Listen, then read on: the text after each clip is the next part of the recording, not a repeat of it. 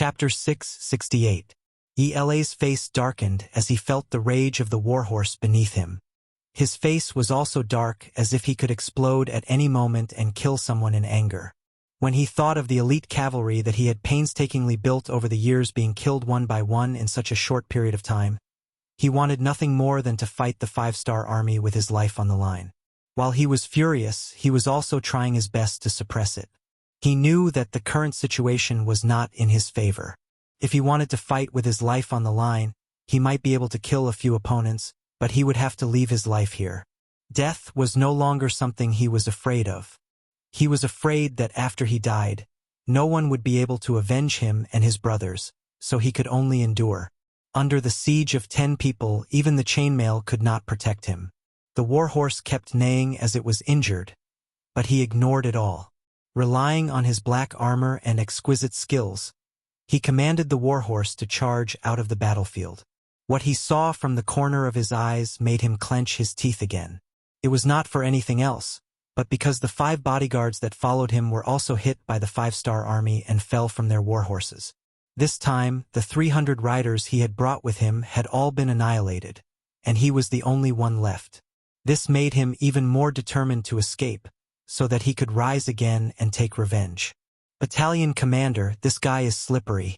His perception is very strong, and our bullets did not hit him.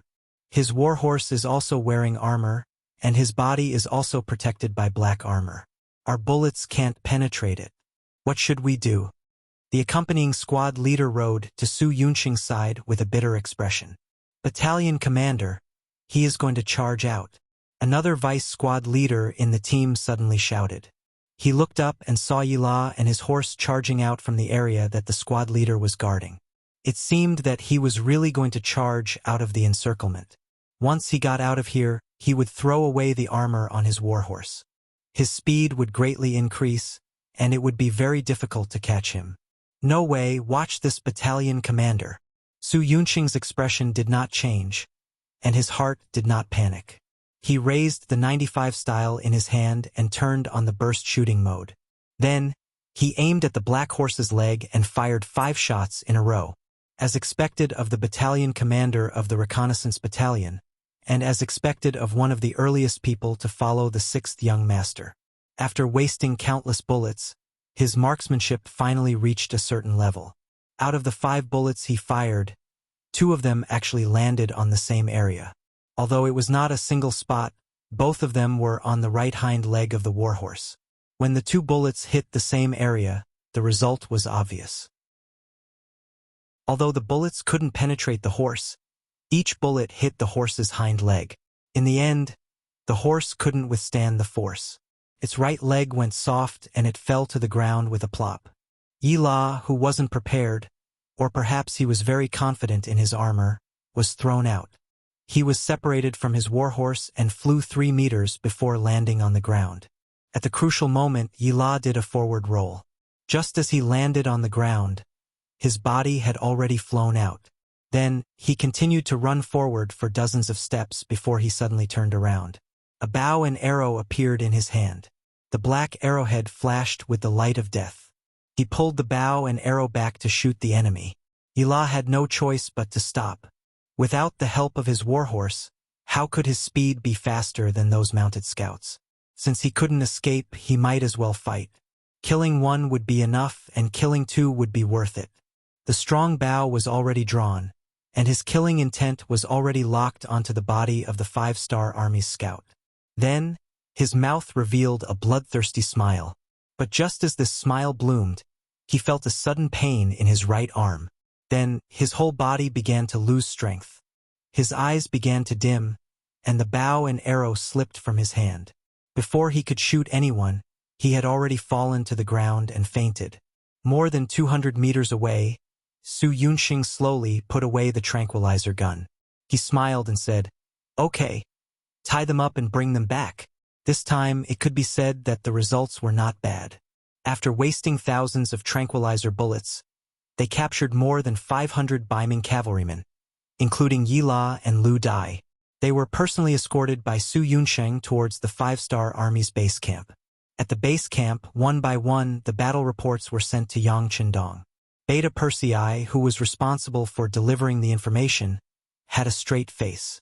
Don't think that it was because he had matured and won many battles that he wasn't arrogant. In fact, it was just because he didn't have the chance to go to the battlefield this time that he was in a bad mood.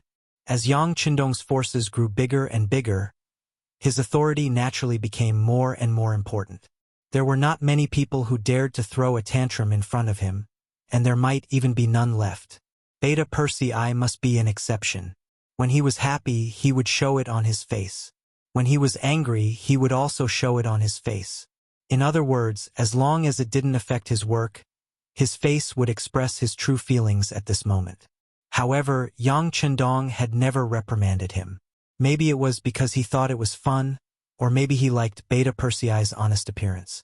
In short, when Beta Persei was angry, he never got angry. Instead, he always looked at him with interest. At one point, Beta Persei couldn't vent his anger. Instead, he would feel embarrassed from being looked at. In the end, his anger naturally dissipated. "Young master, if there's a chance next time, can you let me have some fun?" Even Tiger Head is leading troops. After holding it in for a long time, Beta Persei finally couldn't hold it in anymore. While handing over another battlefield briefing, he finally said what was on his mind. Yang Qindong didn't even raise his head as he looked at the battlefield report in his hands seriously. "If you want to lead troops, you can choose a battalion and be a battalion commander first. If you perform well, it won't be difficult for you to become a regiment commander." "Ah, young master," you agreed. Hearing that he could finally lead troops, and a battalion commander at that, Beta Persei's face suddenly bloomed with a smile. "Yes, I agreed. If you agree, you can now hand over to Qiu Vi and Dao Zhao's teams and leave." Yang Qindong finally raised his head and looked at Beta Persei, who was standing there foolishly, with a smile on his face. Okay, no. Beta Persei smiled and kept nodding. But then he seemed to have thought of something and immediately shook his head like a rattledrum. "Beta Persei will follow young master, forever by young master's side." Beta Persei finally reacted. With his experience of following Yang Qindong all this time, being a battalion commander in the army would not be considered an important position. On the contrary, it would be a very normal thing. With his status and experience, even if he were to become a regiment commander, no one would say anything about it. But once he really left the army, it would be very difficult for him to return to Yang Qindong's side. This was definitely something he could not accept.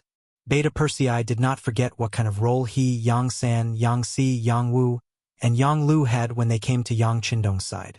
They were the Yang family's servants, protecting the sixth young master's safety, and also responsible for some of the Yang family's affairs. This was their duty and pursuit.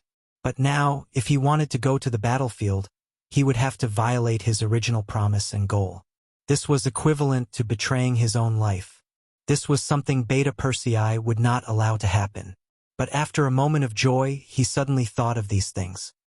He remembered that the sixth young master had said that he could leave after handing over his work. Did that mean that he would not be able to come back? Compared to being by the sixth young master's side to protect his safety, not to mention being a battalion commander, even being a regiment commander or a division commander would not be enough to move him. Beta Persei suddenly went back on his word. Yang Qindong's expression did not change, but he asked very seriously, "I just said that I agree. If you agree, you can leave now." "No, young master, I don't agree. I'm going back on my word. I want to stay by the young master's side for the rest of my life and protect your safety with my life," Beta Persei said in a resolute tone. Then, with a plop, he knelt on the ground and kowtowed. Sigh. Beta Persei knelt on the ground. Yang Qindong shook his head helplessly, then raised his hand and said, "Well, since this is your choice, I respect you. Then stay. It's just that I don't want to hear the same words a second time. If you have such thoughts again next time, then just leave. Do you understand?" "Understood, young master. Don't worry, I won't have such thoughts in my life." Beta Persei kowtowed 3 more times to the ground before he slowly raised his head and breathed a sigh of relief. He knew that the young master was not angry with him for saying these words. It seemed that he needed to go back and reflect on himself. Being able to stay by the sixth young master's side was something that many people wished for. He actually wanted more. He really did not know the immensity of heaven and earth. Beta Persei stood up again. Yang Qindong was no longer looking at him. Instead, he placed the battlefield briefing in front of him. Well, take a look. Battalion Commander Su said that this Beiming general called Yella has some skills. You can fight with him later and find out what abilities he has. As soon as he heard that there was a fight, a smile reappeared on Beta Persei's face. Okay. Please rest assured, young master. I will definitely teach him a good lesson later. The battle was won, and the dispatched troops returned one after another. Yang Qindong rode the white dragon horse and stood at the gate of the barracks with a group of people to welcome the victorious army. When any army passed by him, they would salute him solemnly as a sign of respect. Smoke was already rising in the barracks. The two auxiliary barracks that were left behind had already cooked fragrant food and were waiting to reward the army. The soldiers who entered the barracks first handed over their spoils of war, the noses of the dead enemies, to the officers who recorded their achievements. Then, they took the silver that had sunk into the ground and happily washed their hands to eat. The barracks was soon filled with people and all kinds of laughter. Chapter 669. In the Battle of Liao River, they killed more than 3,000 enemies and captured more than 6,000 enemies. They also seized countless war horses and various resources. The five-star army only suffered less than 100 casualties. In the Battle of Cold Weapons, it could already be considered an absolute victory. Troops and prisoners of war entered the barracks one after another, including Su Yunqing's troops. Yella was still unconscious after being hit by the tranquilizer gun. However, his war horse had already recovered and was brought in front of Yang Qindong. Oh, this armor is not bad. Looking at the armor that completely covered the war horse, Yang Qindong's interest was piqued. Yes, sixth young master. This armor is indeed very powerful. Ordinary bullets won't be able to do much damage to it. Su Yunqing stood at the side and described the situation on the battlefield in detail. Yang Qindong nodded his head as he listened. He had a thoughtful expression on his face. Men, bring Wu Hua over. Wu Hua, the blacksmith who specialized in making saddles and armor for war horses, came in front of Yang Qindong. As soon as he arrived, he didn't wait for anyone to ask him and walked in front of the war horse. He carefully observed it and then touched it with his hands. His face flashed with excitement, like a young lad who saw a beautiful girl. He loved it so much that he couldn't bear to part with it. All right, you've seen and touched it. Tell me, can you make a war horse armor like this? Yang Qindong chuckled as he rode on the white dragon horse. I can. However, it requires a lot of materials. This kind of iron isn't ordinary iron. It has been tempered thousands of times. Let's put it this way. After 100 gene of iron is tempered, it's already not bad if 5 gene is usable. After all, considering the toughness and weight of the iron, there can't be any impurities. Wu Hua, who already had an idea in his heart, turned around and reported to Yang Qindong respectfully. 5%? Yes, that is indeed necessary. Yang Qindong nodded in agreement. Su Yunqing had said that the warhorse's speed didn't decrease significantly because of the iron. This was enough to prove the strength of the iron. This was also the point that he valued the most. Of course, this also meant that a large amount of iron was required to make such armor. Even with Yang Qindong's wealth, it was impossible to equip all the warhorses with such armor. Even though the amount of steel that Crimson Nest City had prepared over the past few years wasn't small, both the weapon factories and the shipyards required an extremely large amount. Not to mention, when Yang Qindong left, there was a new factory, a tank factory, which required even more materials. It was impossible for him to have any spare energy to support the creation of the warhorse chainmail. Looks like I'll have to figure everything out myself. However, the amount of iron needed to build a cavalry of over 10,000 men is also enough to make one sai. Yang Qindong's thought of equipping all the warhorses was immediately extinguished. Knowing that it was impossible to do it, but insisting on it wasn't a firm decision, but a fool. How about this? Take out all the iron we have. This young master will think of a way to obtain some from the surroundings. It shouldn't be a problem to equip 100-men squad first. Yang Qindong quickly made a decision, and his gaze landed on Wu Hua. If possible, he planned to equip his 2 guards first. That way, his safety would be guaranteed, and the other officers wouldn't have to worry about him when he went anywhere. The number of security squads on both sides has been expanded from the original 30 to 50 people per squad. As long as there are enough materials, I can lead the blacksmiths to create the chainmail. Wu Hua had a face full of confidence. Interest was the best teacher. He had been learning blacksmithing from his father since birth and now had over 30 years of experience. It wasn't that he wasn't capable enough to produce anything good, but that the conditions and environment didn't allow him to do so. However, if there were enough materials, he was confident that the chainmail he produced wouldn't be inferior to anyone else's. Alright, then it's settled. Not only do we have the Iron Horse chainmail, there's also an impenetrable black armor over there. Let's forge them all, ha ha ha. Yang Qindong laughed heartily in satisfaction. Then, he touched the chainmail affectionately and sighed with longing. In the camp, the soldiers had a warm meal and everyone was refreshed. The commanders of the various battalions and companies also took the opportunity to start targeted training. They were given remedial training based on their performance in the previous battle, so that they could have a better performance in the next battle. The captives were gathered together and given a full meal. When they saw that there was meat in the dishes, and that there was a lot of meat, they actually ate to their heart's content. For a moment, they seemed to have forgotten that they were captives. Yila and Lu Dai were also among them. When they saw that their subordinates were still alive and wolfing down the food, they couldn't help but sigh in their hearts. In order for the Nuzan tribe to have the ability to protect themselves in the future, although one of them was a Chenhu captain and the other was a Chenhu vice Chenhu captain, they had been living in poverty all these years. All the money was spent on equipment and training, so they rarely ate meat. The clansmen had never complained. It wasn't that they didn't have any ideas, but that they knew that the hardship they suffered now was so that their clansmen could live a more free life in the future. Now that they had become captives, there was no future for them, so they might as well eat to their heart's content. A trace of tears flowed out of Yi La's eyes. After recalling the scene, he knew that he had let down his soldiers too much. However, at the same time he was very happy.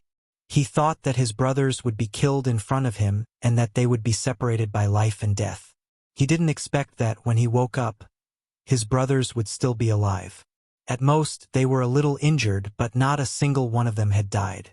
This made him very happy, but at the same time he was very curious about what methods the 5-star army used and how they did it. Yila and Lu Dai, my young master wants to see you. Su Yunxing appeared in front of the captive camp.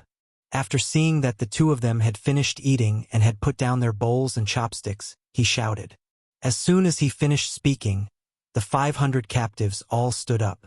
Regardless of whether they were full or not, they all stood up in unison and glared at Su Yunxing with ferocious gazes. Although they didn't have any weapons in their hands, they still had their fists, legs, and teeth. As long as they were still breathing, they wouldn't let anyone threaten the safety of the 2 generals. Su Yunxing saw the collective performance of the Nuzan cavalry and praised them in his heart. Just from this point, he could see that the 2 generals should be loved and respected by their soldiers. Wasn't this the talent that the 6th young master needed? All right, I'm not bringing you to interrogate you, not to kill you. Besides, if I really want to kill you, do you think you can stop me? Although Su Yunxing was very optimistic about the Nuzan cavalry, his face was still very serious. Before they submitted to the 6th young master, they were still his enemies. Yila and Lu Dai understood the meaning behind Su Yunxing's words. Furthermore, they were now under someone else's care. Did they really think that they could not go out just because they wanted to? If they angered the other party, they would only implicate their subordinates. All right, everyone sit down. I'll go out with Chili Arch Lu. Yila knew that he couldn't make the decision now. Even if he didn't want to, what else could he do? Besides, he also wanted to see who the general of the 5-star army was and how he could train such a powerful cavalry like Su Yunxing. With the two generals speaking, although the soldiers still had some complaints, they couldn't say anything. They could only remind the generals to be careful and watch the two of them walk out of the captive camp. On the way to the main tent with Su Yunsheng, Battalion Commander Su whispered to them, "When you see the young master later, please be more respectful. Even if it's not for yourself, for the sake of your brothers and clansmen, please pay attention to your words. Otherwise, no one can save you." Although Su Yunsheng knew that the sixth young master loved talented people, if they relied on their talents to become arrogant and even spoke hurtful words, even if the sixth young master was magnanimous and didn't lower himself to their level, who knew what Tiger's Mane and Beta Persei would do? In front of a group of officers who regarded the sixth young master as a god, anyone who dared to do something provocative would have very serious consequences. Yila and Lu Dai didn't say anything. They didn't agree or disagree. They just obediently followed behind Su Yunsheng step by step. In fact, only the two of them knew that if the leader of the five-star army didn't have the ability, then they would never bow their heads. This was the dignity of the strong. Only a stronger person could subdue them. Otherwise, not only would they surrender, they would also have other thoughts in their hearts. It was only a matter of time before they rebelled. After about 2 miles, Su Yunsheng finally stopped and stood in front of a military tent that occupied a large area. As soon as he entered, Yila felt a murderous aura around him. Lu Dai was a little better. His perception wasn't as strong as Yila's. He just felt a little uncomfortable. On the other hand, Yila felt like a lamb that had strayed into the forest and was stared at by a fierce tiger. He couldn't help but become very nervous. About 300 meters away from the military tent, Yang Chendong was watching Yila and Lu Dai under the cover of another military tent. When he saw the latter lowering his head, he couldn't help but want to look around. The former didn't even raise his head, but his body was tense. It seemed that his body would bend into a bow at any time and he would make the strongest counterattack at any time. Chapter 670. That's Yila, right? His reaction is pretty good. Yang Chendong pointed casually and asked Guanzhong, the battalion commander of the 3rd Division. Lu Dai was captured by Guanzhong and his men, so he was naturally clear about the situation of these people. Hearing the 6th young master's question, he cupped his fist and said, "Yes, that person is Yila." When they captured him, battalion commander Su took a full squad of soldiers and spent some effort to capture him. Well, he's someone with some strength. Yang Chendong had heard about these things a long time ago, so there was nothing strange about it. This led to the current move of probing. He deliberately arranged for the Wolfang Special Forces to ambush near his tent in order to put pressure on the opponent and see how Yila's perception was. After all, if he wanted to become a general who led troops and was trained to be a general who led an independent team, if he didn't even have the ability to perceive danger, then no one would feel at ease handing over military power to him. Knowing that Yila's strength was not bad, Yang Chendong turned his head and looked at Beta Persei. "How about it? If your hands are itchy, go and give it a try." "Yes." Beta Persei, who had been impatient for a long time, agreed and walked towards the tent. His tall body seemed to cause a tremor in the ground every time he stepped on the ground. Could be seen that Yang Er's strength had improved during this period of time. Su Yunsheng, who was still standing in front of the tent, was not in a hurry at all. His task was to bring these two people here. As for what would happen next, it was something he needed to worry about. Yila and Lu Dai behind him, especially the latter, had been standing there for a long time, but no one came to greet him. This made him very puzzled. He endured it and was about to raise his head and ask Su Yunsheng how long he was going to stand there. As soon as Lu Dai raised his head, he felt a murderous aura appear beside him. Lu Dai hurriedly turned around and saw Yang Er, who was only 5 meters away from him, with a height of nearly 1.9 meters and a weight of more than 100 kilograms. No one could ignore him standing there. When Lu Dai saw him, for some reason, he instinctively made a defensive move. Beta Persei saw all of this. No, my opponent is him." Yang Er shook his head in disdain when he saw Lu Dai staring at him with a defensive expression. He spoke in an arrogant tone. No matter what, he was still a vice-chiliarch and he had the bloodline of the Nuzan clan. When had he ever been looked down upon like this? Lu Dai raised his head and glared fiercely at Beta Persei. He opened his mouth and said, "You're very arrogant, but you have to know that you're not good at fighting just because you're big. If you have the ability, let's fight. I'll let you know the consequences of being frivolous." Arrogant. Yang Er laughed out loud. "Originally, you weren't qualified enough for me to deal with you. However, since you're so arrogant, then come at me. Let's see who's the arrogant one here." After he finished speaking, Yang Shou hooked his finger at Lu Dai, making a provocative gesture that seemed to be asking for a beating. This gesture was naturally learned from Yang Qindong. At that time, it was this gesture that was so awesome, awe-inspiring, and cool. It was also because of this gesture that the first and second guard teams were completely wiped out. Tiger's Mane and Beta Persei were also defeated and lying on the ground. Until now, the Wolf Fang Special Forces were also completely wiped out. This was Yang Qindong's strength. However, no one knew if this was his true strength, because now no one could test the bottom line of the sixth young master. Everyone only knew that once this gesture was made, these people combined were no longer his opponent. Imitating the sixth young master, Beta Persei also made the same gesture, which aroused Lu Dai's anger. Although he didn't know what this gesture meant, the contempt and disdain in Beta Persei's eyes were undoubtedly revealed. Since this was the case, of course, he would make a move. He wanted to let this arrogant person know what the consequences of daring to underestimate him were. Aha! With a shout, Lu Dai's feet constantly kicked up dust on the ground. He had just eaten and was now full of strength. Coupled with his anger, his speed was even faster than usual.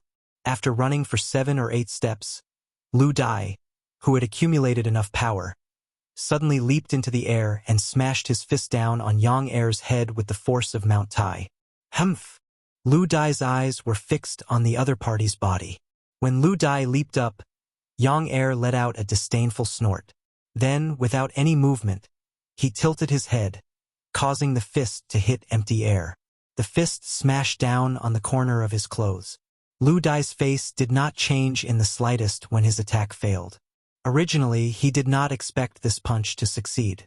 This was originally a probing move, and the next kick was his real killer move. His body rotated in mid-air, and his right leg kicked out towards Beta Persei's head. The speed of this move was so fast that even Beta Persei could not dodge it. Since he could not dodge, Beta Persei simply tilted his head again, then raised his right arm to block his more vulnerable neck. Clang! The kick landed squarely on Beta Persei's forearm. The powerful force caused Lu Dai's body to tremble, and he retreated several steps. At this moment, there was a trace of pain on his face. This time, he was the first to attack, but when this kick landed on Beta Persei's arm, it was as if he had kicked a thick iron plate. It brought him endless pain, causing the corners of his mouth to twitch. Still want to leave? Seeing that Lu Dai, who had failed in his attack, wanted to land and retreat again after the kick, Beta Persei was not willing to agree. He did not make a move before because he wanted to test the opponent's ability. Now that he knew the opponent's approximate strength, it was time for him to counterattack. With a roar, Beta Persei's right arm suddenly grabbed forward, accurately grabbing Lu Dai's ankle in his hand. Then, his body suddenly spun on the spot, forcibly lifting Lu Dai's body into the air. You can go now. After spinning for more than half a circle, Beta Persei felt that Lu Dai's entire body was spinning with his body. He suddenly loosened his grip, and the figure flew forward like an arrow. Puff! After about a breath's time, Lu Dai's entire body was smashed to the ground. At that moment, he felt as if all the bones in his body had fallen apart, and there was nothing but pain. This was because Beta Persei had controlled his strength. Otherwise, this throw would have smashed him to death. After Lu Dai was thrown out, Beta Persei regained his footing. He clapped his hands and said with an indifferent look, "Okay, the noisy person is gone. Now you can fight with me." His gaze fell on Yila. Beta Persei clenched his fists, producing a creaking sound. Yila saw the scene just now from the beginning to the end. Because of this, he did not dare to underestimate Beta Persei. On the contrary, he was constantly evaluating him in his heart. In the end, he shook his head and said in an unwilling and sad tone, "I'm not your opponent." Oh. Beta Persei, who was preparing for a big fight, suddenly froze after hearing Yila's words. This was inconsistent with the task given by the young master. After thinking for a while, he turned to look in the direction where Yang Qindong was standing. At this time, Yang Qindong was striding over and happened to hear Yila's answer. Compared to other people who would show a look of suspicion or even contempt, Yang Qindong's expression did not change. On the contrary, if one looked carefully, there was a trace of joy. In this era, people who could ride horses on the battlefield all boasted that they were men. Each and every one of them had their eyes on the top of their heads. When it came to a bloody battle, it was about who had more people, who had more strength, and who dared to fight to the death. On the contrary, there were very few people like Yila who admitted that they were inferior to others in terms of strength. But because there were very few of them, it was abrupt and even looked down on by most people. As a northern Ming guard 1,000 households, admitting defeat before the battle was naturally a sign of cowardice in their eyes. It was a cowardly act. This Yila doesn't seem to be as strong as Battalion Commander Su said. Tiger's Mane was the first to assert. Not only him, but the first guard captain Xiu Vi and the second guard captain Dao Xiao also nodded in agreement. It's important to know one's own name. This is the ability that a commander should have. Without waiting for others to mock him, Yang Qindong suddenly opened his mouth. Instantly, Tiger's Mane and the others' expressions changed. The laughter that was about to come out was stuck in their throats. Ignoring the wonderful changes in the expressions of the people around him, Yang Qindong strode in front of Yila and looked at him with interest. "Well, you admit defeat before the battle. Do you know that people will look down on you if you do this?" Yang Qindong did not reveal his identity, so Yila did not ask. But he could still see that although the person who asked the question was young, he was indeed surrounded by people like the stars around the moon. His identity must not be simple. Out of politeness, he replied, "It doesn't matter if people look down on us or not. We live for ourselves, not in the eyes of others." Interesting. Hearing this answer, Yang Qindong seemed to be even more interested. "But I don't know why you admitted defeat directly. Don't you have the courage to even try?" Yila had already said that he did not want to live in the eyes of others. But Yang Qindong brought up this matter again. Yila was too lazy to answer. He turned his head away and looked like he was unwilling to answer. This was heard by Su Yunxing, who was standing at the side. He was afraid that the sixth young master would be angry, so he quickly whispered, "Yila, don't be arrogant. This is our sixth young master and also the great Ming's loyal duke."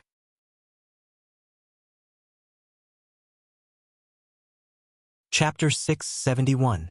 Su Yunxing was aware of Yi La's abilities, so he reminded him out of kindness.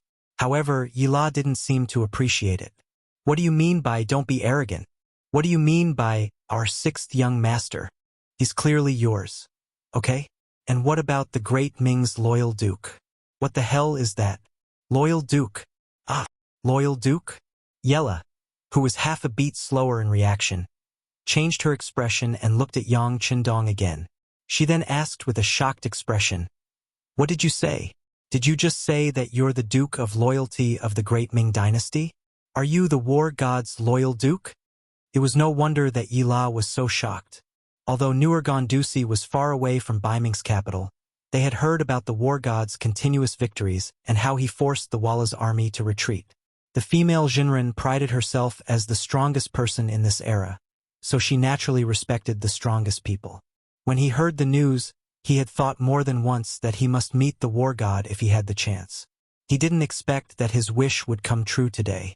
Yila stood in front of Yang Qindong in shock. His eyes kept looking at Yang Qindong. He found that the god of war was very young and had a scholarly aura. He didn't seem to know any martial arts at all. Was he really the god of war? He didn't know that Yang Qindong could hide his murderous aura under the nourishment of the qi. He had reached the realm of returning to his original state. Unless he wanted to let the other party know otherwise, no one would be able to tell how much power was contained in his seemingly scholarly body just by looking at his appearance. There's no need to look. If you're talking about how I defeated the Walla, then I'm the war god you're talking about. Yang Chendong squinted his eyes and smiled. You are really the god of war, but they say that the god of war has 3 heads, 6 arms, a height of more than 1 zhang, and arms as thick as an ordinary person's thigh. Yila spat out all the words he had heard in the rumors. Ha ha! Ha ha ha! Yang Chendong couldn't help but laugh when he heard Yila's description of himself. Not only that, but Tiger's man, Beta Persei, and the others also laughed. They had been with the 6th young master for the longest time, so they naturally knew what kind of person the 6th young master was. After laughing for a while, Yang Chendong finally stopped laughing when he saw the doubt in Yila's eyes getting heavier and heavier. He said, You're saying that I have 3 heads and 6 arms, right? But in fact, I am a very normal person just like all of you. But you should also know that even if it is a legend, if it is not exaggerated, who would be willing to listen to it and believe it? In the last sentence, Yang Chendong told the truth. There was always no lack of exaggeration in history. It seemed that when you said that a person was very powerful, you had to exaggerate infinitely. This had become a law. But in fact, those famous people in history had only 1 head and 2 shoulders. Before they became famous, they were no different from ordinary people. Yila also laughed at this time, but it was an awkward laugh. He was a smart person, but he was still misled. This was enough to show how powerful the legend was. Even he had to believe it. Seeing Yila's forced smile, Yang Chendong casually waved his hand, indicating that he didn't want to talk about this topic anymore. He then said, I heard from Battalion Commander Su that you and the Nuzen cavalry you lead are very strong, but I don't know why you train so well. Don't say that this is your duty. This young master has already understood that your salary and some gray income is invested in the cavalry. This is not the duty and responsibility of a Qianhu. Yila had already recovered from the shock. When he heard Yang Chendong's question, he bitterly smiled and said, Before this, I was very confident in my cavalry, but after this battle, I can't say that they are very strong. I am now a captive. As for why I did this, I don't dare to lie. I was just used to being bullied and didn't want my descendants to be inferior. Well said. When Yang Chendong heard the last sentence, he didn't want his descendants to be inferior to others. Yang Chendong was quite emotional and cheered loudly. Of course, he wouldn't tell Yila that 100 years later in history, the Nuzen people were so powerful that they enslaved the entire Han people for 268 years. They truly fulfilled the fact that their descendants were not inferior and were even superior. Since he knew that the Nuzen people had ambitions and was met by Yang Chendong, of course, he had to strangle this ambition in the cradle. And for insurance, of course, it was best to take them in as his subordinates and keep a close eye on them. Yila, right? This duke wants to take you in as his subordinate. What do you think? Don't worry, under my command, the Nuzen people can live very freely. As long as they are obedient, they won't have to worry about food and clothing. Living a happy life is not a problem. Yang Chendong made a promise and stared at Yila's body. At this time, the Nuzen people were still very weak. Not to mention the Great Ming dynasty, they were even much weaker than the Mongols and Walla. Yang Chendong was willing to help them at this time. This was naturally what Yila wanted. Yila, who didn't know what the future would be like, was moved by these words. He was even more clear that if he didn't agree now, he, who was originally a captive, might not even have the chance to see the sun tomorrow. With a plop, Yila knelt on the ground and kowtowed 3 times to Yang Chendong. Yila is willing to lead the Nuzen people to submit to the Duke of Loyalty. I will not regret it until I die. The news of Yang Chendong leading a powerful mercenary army to destroy the Jiaoji and Lansong kingdoms in the south had already spread to the newer Gan City department. As a Qianhu, Yila had the right to know these things. In his heart, he didn't know how much he envied the strength of the mercenary army. Now that he had the chance to see Yang Chendong himself, he finally made the decision to submit. In his opinion, this decision was the right one, at least for now it was the right one. After accepting another general, Yang Chundong smiled happily. He didn't think that as soon as he revealed his aura, everyone would bow down to him. He was very clear that the reason why Yi La submitted to him was because he saw that he was stronger than him. It could even be said that it was a temporary measure. But it didn't matter.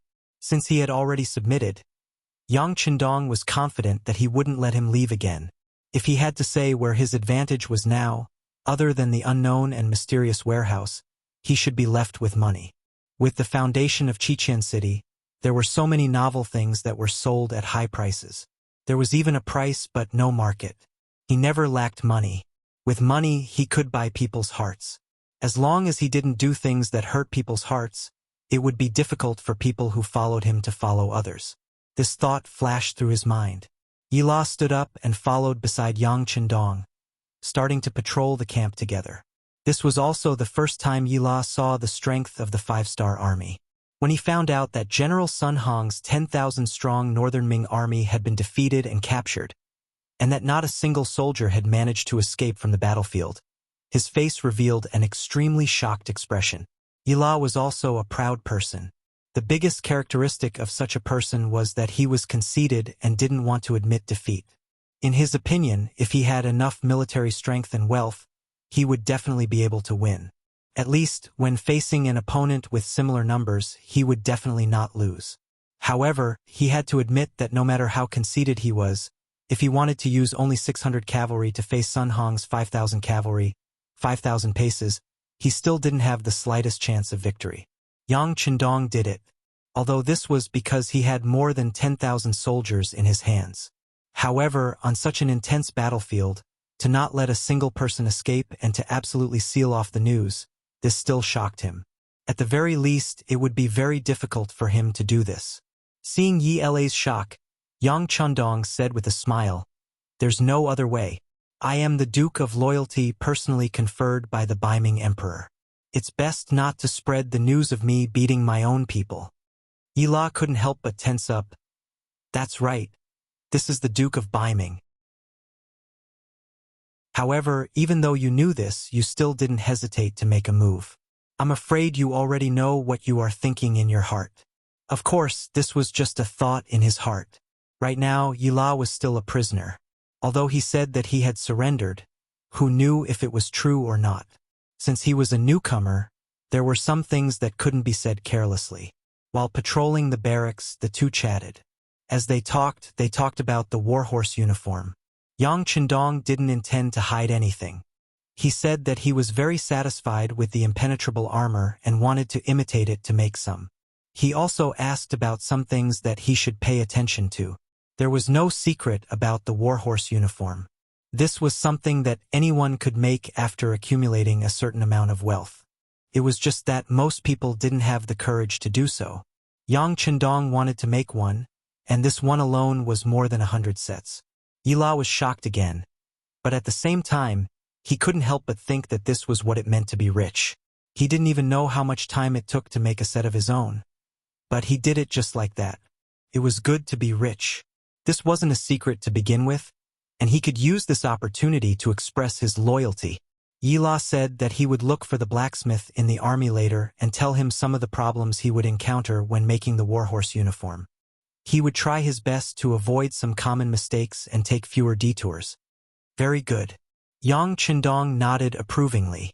He looked at the barracks on the left and pointed casually. Let's go over there and take a look. Yi La, who was following beside Yang Chundong, naturally nodded in agreement. He only thought that Yang Chundong was showing off his strength and martial prowess, so he didn't think too much about it. However, when he entered the barracks, his expression was no longer as calm as before. At this moment, his face was full of shock. Of course, ever since he had followed Yang Chundong for less than an hour, he had been shocked so many times that he had probably forgotten how many times he had been shocked.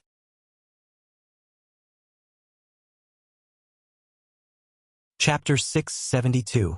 In Yella's line of sight, his clansman, Hu Lu, was sitting cross-legged on the ground with his back facing him. He was having a meeting with a few generals. Whether it was Yang Chundong or Yella, they had chosen a good vantage point. From here, they could not be seen by the other party and could also hear what they were saying. Therefore, Hu Lu and his men's words were clearly heard by them. Battalion commander, I just went to get a new saber. Don't even mention how sharp and tough that thing is. When I used my old saber to fight against it, it only lasted 6 hits before it broke. Battalion commander, I just used my merit to exchange for silver. After dividing it among the brothers, each of them can get at least 80 silvers.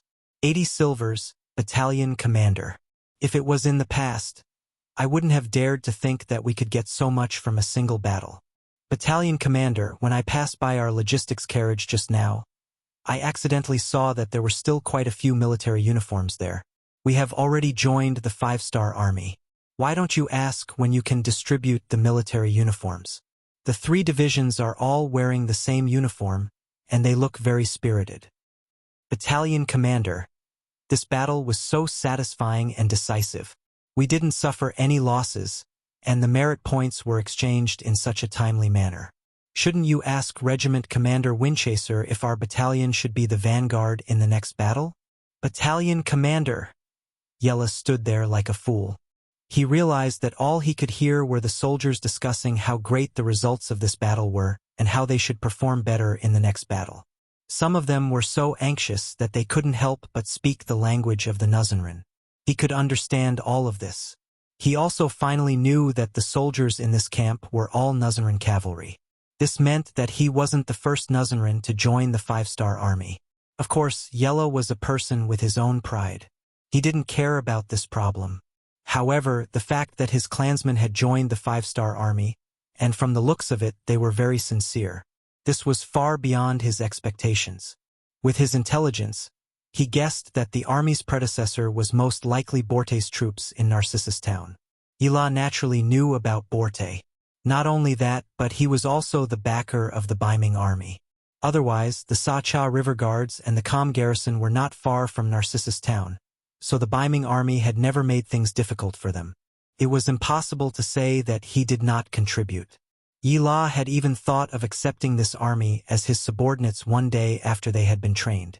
Narcissus Town wasn't the only Jurchen Knights without a designation. There were many of them in the vicinity, and they were of different sizes.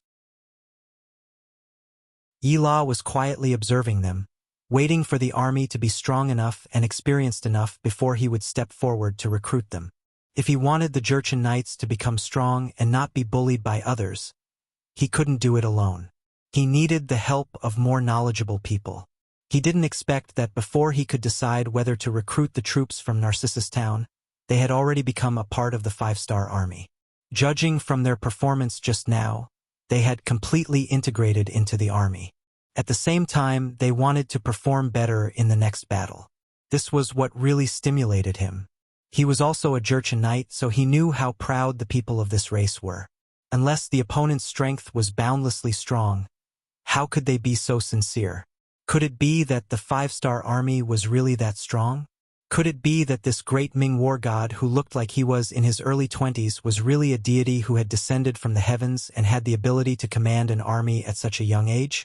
Suddenly, Yila felt a weight on his shoulder. Out of instinct, Yila wanted to fight back. However, no matter how hard he tried, the big hand remained unharmed. Even though he was drenched in cold sweat, he still couldn't do anything to the big hand. You should be able to tell that these people are also from the Jurchen tribe. Since you're here, let's go in and have a chat. If you have anything to say, you can find me at any time. Yang Qindong's voice was like a spring breeze as it traveled into Yi La's ears. Then the large hand moved away, and Yi La felt that he could move again. She turned around and saw Yang Qindong striding away, surrounded by a group of people. For some reason, his back seemed to have become so tall and big at this moment. Wiping the cold sweat from his forehead, Yi La thought that it was fortunate that he chose to surrender. Otherwise, he was afraid that the big hand just now could have easily taken his life. Yi La suppressed the anxiety and panic in his heart. After adjusting his mood, he strode into the barracks. He wanted to see what kind of charm the 5-star army had that could make Hulu and the other tribesmen submit so sincerely and even be proud of becoming a member of the 5-star army. Tiger's Mane, who was beside Yang Qindong, had a constipated look on his face. He seemed to have something to say. If you have something to say, just say it. Looking at you like that, even I feel uncomfortable. This change naturally couldn't escape Yang Qindong's eyes, and he teased him. Hee, tiger's mane, have you been eating too much meat recently? Your poop is dry. Beta Persei couldn't help but tease him. As soon as he said this, Qiu Vi, Dao Xiao, and the others also looked like they wanted to laugh, but they didn't dare to.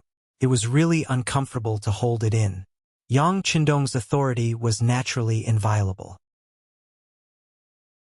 As the most trusted person by his side, Tiger's mane's reputation was not something that anyone could joke about.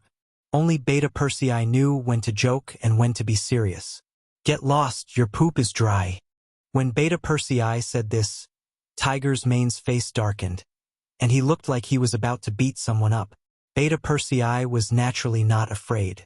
In terms of martial arts, he was no worse than Tiger's mane. The two of them were on par, so this time he puffed out his chest and looked like he was ready to fight if Tiger's mane wanted to. Tiger's mane had no choice but to turn his head and look at Yang Qindong, saying, Young master, I have a feeling that this Yella is very scheming, and doesn't seem to be sincere about surrendering. I know. Yang Qindong's footsteps did not stop, and he just nodded softly. Young master knows? This made Tiger's mane have no choice but to stop what he was about to say. Originally, he just wanted to remind Yang Qindong not to be deceived by others' facades. After all, the young master was still young, and he had won many battles. Who knew if the word pride would appear in his heart? But now that he heard Yang Qindong say that he knew, Tiger's mane immediately shut his mouth and stopped talking. Since the young master knew everything, what else did he have to say? Was he trying to trick him? Tiger's mane did not continue, and Yang Qindong spoke instead. Of course, I know that Yella won't sincerely surrender so soon, but you have to have confidence in yourselves. What we can give is far beyond what the current Baiming can give. This is where our confidence lies. Believe me, even if Yella doesn't sincerely surrender now, the facts will slowly change him and let him make the right decision. Oh, by the way, thank you for your reminder. We can do more of this in the future. As long as you feel that something is wrong, you can make suggestions to me. Yang Qindong said in a polite manner, but he did not emphasize that he would not accept the opinions they put forward. After receiving Yang Qindong's thanks, Tiger's mane was naturally flattered. Young master, I dare not say that. This is what we should do. Ha ha. Ha ha ha. After Yang Qindong heard this, he patted Tiger's mane's shoulder, then turned and strode back to his tent. At this moment, Yang Qindong suddenly understood what it meant to be lonely at the top. As he became stronger and stronger, his status also became higher and higher. Even people close to him like Tiger's mane had to keep a certain distance from him. The ancients called the emperor Guren, which meant lonely. Now that he thought about it, it was true. Once one's position reached a certain point, one's every word and action would determine the future of many people, and even their life and death. At this time, one could not be affectionate. Otherwise, it would inevitably affect one's judgment and decision. Guren? Yang Qindong shook his head. He did not know how far he would go in the future. However, he clearly knew that he still had a long way to go. If he wanted to lead the Han people to the top of the world, there were still many things that he needed to do. If he wanted to achieve this goal, it would be very difficult to rely on the Han people alone. Thus, he would need the help of more people. If the female Taoist was willing to assist him, he wouldn't mind using her. After that, he would do his best to compensate her as much as possible. After all, many of them were born in the Han language, so they weren't outsiders. At worst, the Han people would be first, the Nuzan and the other races would be second, and the other foreigners would be third or fourth. In short, Yang Qindong was using his magnanimity to expand the strength of his army. He was working hard to achieve the great goal in his heart. Yang Qindong returned to the tent. After an hour, Tiger's mane came to report that Yila was outside the tent. Please. Yang Qindong raised his head and put aside the Tatar intelligence report from the security bureau. The tent was opened from the inside, and Beta Persei accompanied Yila in. In the tent, Yila walked forward. When he was 7 or 8 steps away from Yang Qindong, he knelt down on one knee and said, General Yila greets the sixth young master. He did not call him the Duke of Loyalty, but changed to the sixth young master. From this, it could be seen that he should know a lot of things from Hulu and also some of the rules in the camp. Stand up and talk. Yang Chundong sat there, looking straight ahead with a calm expression.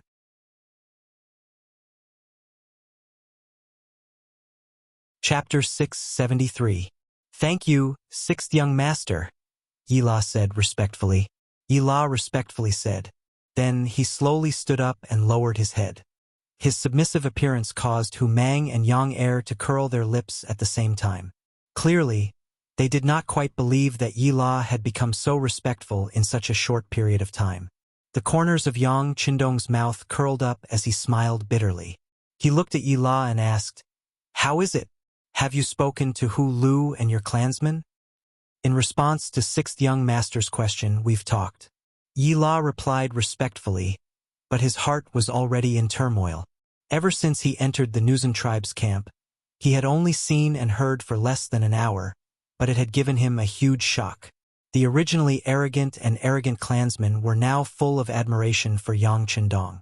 Some of them even suggested that as long as they clung onto the sixth young master's thigh, once he became powerful, their Nuzan tribe's spring would come. When that time came, they would be able to completely change their oppressed state and obtain more power and freedom. It was fine if only one person said that, but when everyone said the same thing, including their general Hu Lu, Yila couldn't help but feel terrified. How long had it been? It had only been slightly more than 10 days since they had returned without informing him that the 5 Astral Army had taken control of Narcissus Town. How did the Duke of Loyalty manage to change the hearts of these men? Judging others by his own standards, he thought that since Hu Lu and the others could be changed in a very short period of time, then would the 500 cavalry led by him and Lu Dai be infected sooner or later and become loyal to Yang Chindong? What would he do if that really happened? While he was feeling terrified, he was called to the side by Hu Lu. In the past, this person wasn't even qualified to meet his subordinates. Now, he was already a battalion commander in a 5-star army. With this status, Hu Lu was no longer afraid of Yila. On the contrary, he was advising him earnestly. "General Yi, I already know that you were captured, but I didn't go to see you immediately. It wasn't because I was afraid of being affected, but because I wanted you to make the right decision. You should understand that only by following the sixth young master can we have a bright future. The descendants of the Nuzan tribe will definitely be proud of our choice today." Proud? Yila shook his head in disagreement. What? Isn't General Yi only able to see us because you chose to surrender? Or are you just pretending to surrender and looking for a chance to leave? If it's the latter, I can only advise you that your decision is wrong, very wrong, because you have done a lot for the Nuzan of Narcissus Town in the past. There was no respect in Hu Lu's eyes. Instead, it was replaced by mockery, mocking Yi La's arrogance and ignorance. Wrong? Where did this come from? Don't you know that only freedom is true happiness? Although we Nuzan are weak, as long as several generations work together, it won't be long before we can fly freely like the eagles in the world. That's what we should be doing. Yella was also trying to convince Hu Lu. Hu Lu had a battalion of soldiers under his command. If he added his own men, he would be able to gather close to 1,000 men. If everyone swore an oath together, they would have a certain chance of killing their way out of here. Eagles? Would the eagle really be happy? Let's not talk about whether we Nuzan can have such a day. Even if we become eagles, won't we become the target of hunters? After so many years, how many eagles and gerfalcons have died at our hands? General Yi, let's face reality. The strength of the sixth young master is not something you can see through. If such a person is our friend, then it will be great. If he is our enemy, then it will be a nightmare for the Nuzan. In order to prevent this nightmare from coming true, surrendering is the best decision. After saying this, Hu Lu didn't wait for Yila to refute and continued, "General Yi, I don't know if you've thought about it, but if Baiming's army loses this battle and you provide the information, how will Baiming treat you in the future? If Baiming's army disappears and you're the only one left alive, how can they be satisfied? You have nowhere to go." This, Yila originally wanted to continue arguing with Hulu, but after hearing Hulu's words, she became speechless. That's right. This time, Sun Hong and the others had received his intelligence before sending out their troops. Now that their commander had died in battle, and all the soldiers had been captured by the 5-star army, not a single one of them had escaped. If he escaped, how would he explain it? Yila was still thinking about the serious consequences of this matter. Hulu opened his mouth again. So the only thing you can do now is to hold on to the 6th young master's thigh and leave here. Only if you disappear with the rest of the Beiming army, no one will suspect you. Otherwise, once you appear, it will be the biggest nightmare for the Nuzan people. This sigh. Yila wanted to say that he could explain to the Beiming army, but he thought that he was just a Qianhu. This time, the Beiming army lost so much that they needed a scapegoat. At this time, no one would listen to him. In order to shirk their responsibility, they would definitely hand him over. At that time, it would be hard to argue. Not only that, even if he died, he would have to bear the name of the Beiming army. In order to take revenge, the Nuzan people would be implicated. No, it should be said that they would definitely be implicated.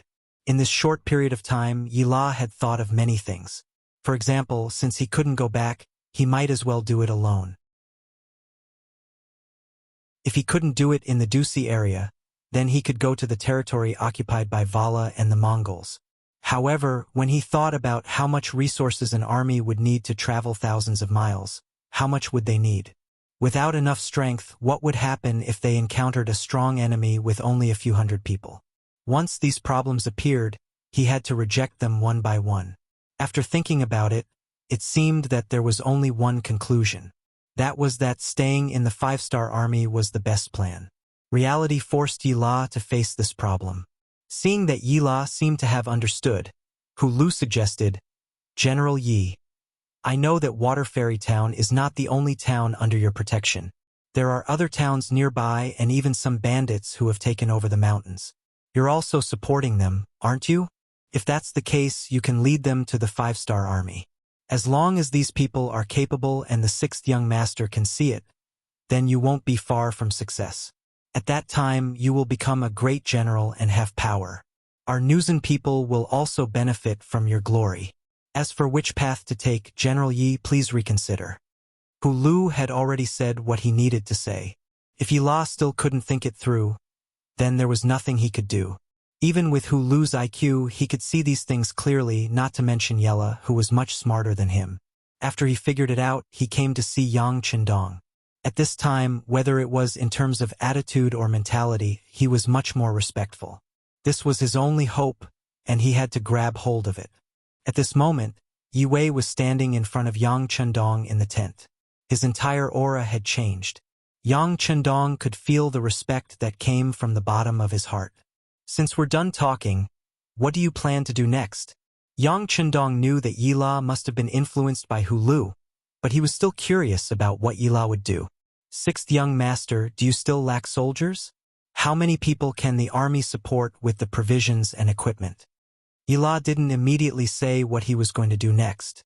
Instead, he asked these questions in an inquiring tone. He was waiting for Yang Chendong to give him an answer. Unexpectedly, as soon as he said this, Tiger Mane and Beta Persei beside him shouted at the same time, "Yila, isn't this something you can inquire about? What do you want to do?" "Stand down," Yang Chendong said, casually waving his hand and ordering Generals Hung and Ha to stand down. Then, he looked at Yila thoughtfully, as if he had already thought of something. "Of course we lack manpower, but what we lack are all experienced elites. If it's just ordinary soldiers, then forget it. As for provisions and equipment, you don't have to worry about them. As long as they are elites, you can take as many as you have." This time, they were fighting a battle away from the sea. It was far from being like fighting Jiaoji and Kanglin Kingdom, where they could rely on the sea to provide logistical support at any time. Fortunately, they had just defeated Beiming's army of more than 10,000 and snatched a lot of good things from their hands. It was enough for the army to last for a while. As for the future, Yang Chendong wasn't worried. If they ran out of supplies, they could rob. Whether it was Baiming, Walla, or the Mongolian army, they could all become his granaries. This was where his confidence came from. As long as he had enough strength, he would open up a supply route and directly provide military supplies from the sea. Okay. Yang Qindong really answered him. Yila sighed in his heart, and at the same time, he knelt on the ground again. In that case, this sinful general is willing to recruit soldiers for the 6th young master.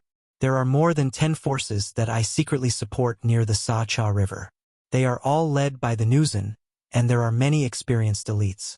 This sinful general is willing to bring them to the 6th young master and let them join the 5-star army to help the 6th young master succeed. From then on, the Nuzan are willing to respect the 6th young master and protect and survive. In just a few words, Yila not only put his own life and future on the line, but also the Nuzan people that he could influence. It had to be said that he was very bold.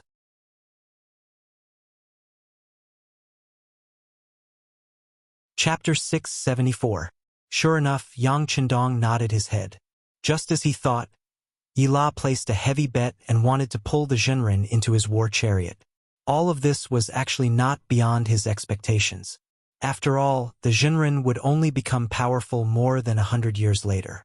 At this time, the Ming dynasty, Mongolia, and Walla people could easily bully them. This was also equivalent to forcing them to become stronger. It was just that their strength in the future was somewhat beyond people's expectations. After a slight hesitation in his heart, Yang Qindong immediately agreed. At this time, he wanted to establish a foundation in the grassland where heroes were vying for supremacy. He also needed a large number of elite cavalry. Combining with the Zhenren would be beneficial to both sides. There was no reason for him to refuse. Good, this young master agrees. This time, Yang Qindong did not use his title, which meant that he really accepted Yi La's proposal in his heart. Thank you, 6th young master. Yila excitedly raised his head. Although he believed that no one would refuse his proposal before he came, when Yang Qindong agreed, he could not help but breathe a sigh of relief. For hours later, Yila left. He only brought a dozen or so personal guards with him as he left the military camp. There was also a large amount of silver on the back of his horse. According to the agreement between him and Yang Qindong, they only had 10 days at most to recruit soldiers and buy horses. After all, after a long time, the disappearance of the 10,000 Baiming army could not be concealed. At that time, if they did not leave, they might be pestered endlessly. Yang Qindong's goal was not the Baiming army's guard station in the new Ergon Dusi area. He would not waste too much time and energy here. Not long after Yila left, Yang Qindong issued 2 orders. First, the scouts were sent out to control the surrounding 20 li. Once they discovered the Baiming army scouts, regardless of whether they were captured or killed, they were to create a vacuum and buy 10 days for Yila. Second, the 2nd Cavalry Regiment, led by Lu Zhua, would be the vanguard to cross the Liao River first and enter the eastern Tatar region along the Ulugu River. At the same time, they would find a suitable place for the army to settle down and make preparations for the army's advance. The reason why the 2nd Cavalry Regiment was chosen was that there was a higher proportion of Mongolian cavalry in this army.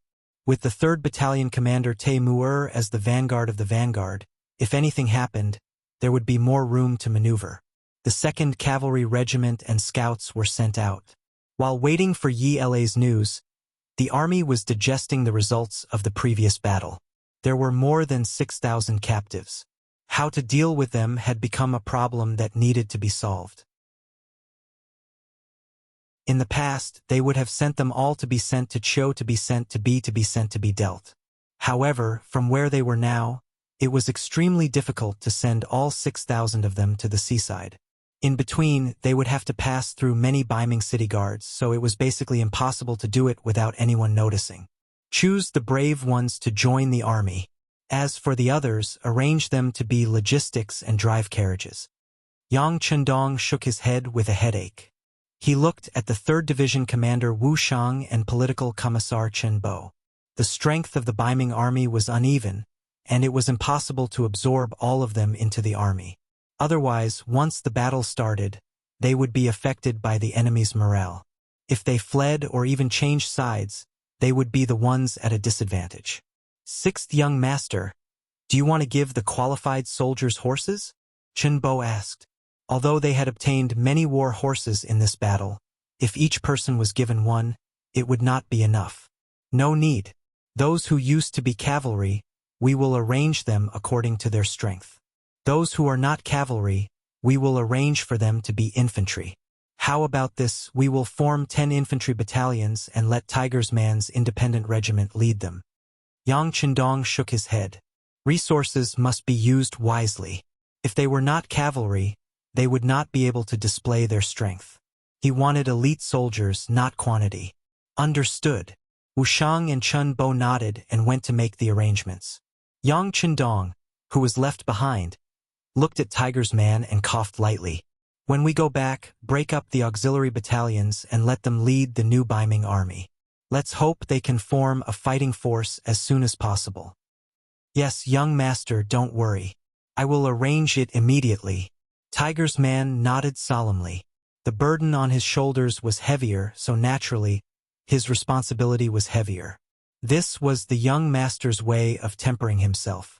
He had to use this opportunity to perform well. The barracks were bustling with activity. The Beiming prisoners were all broken up and began to participate in all kinds of tests. In the end, under the leadership of Tiger's Man, Wuxiang and Chun Bo, a total of 1,200 cavalry soldiers and 4,000 infantry soldiers were recruited. The remaining 1,000 soldiers were transferred to the logistics department to be responsible for cooking and driving carriages because of their physical fitness. The 600 cavalry soldiers were all added to the reinforced cavalry regiment led by Windchaser. There were still 3 battalions, but each battalion was in charge of 10 companies. They were completely reinforced battalions. The 4,000 infantry soldiers were broken up into 10 battalions and added to Tiger's Man's independent regiment.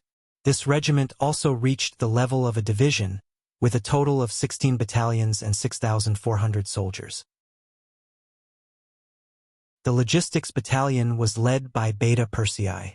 10 companies, a total of 1,000 soldiers. This allowed Beta Persei to satisfy his desire to be a general in advance.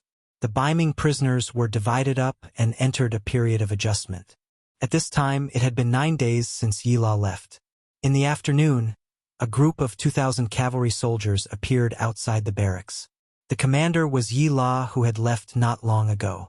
He had already heard from the scouts that Yila had returned. Yang Qindong personally went out to welcome him.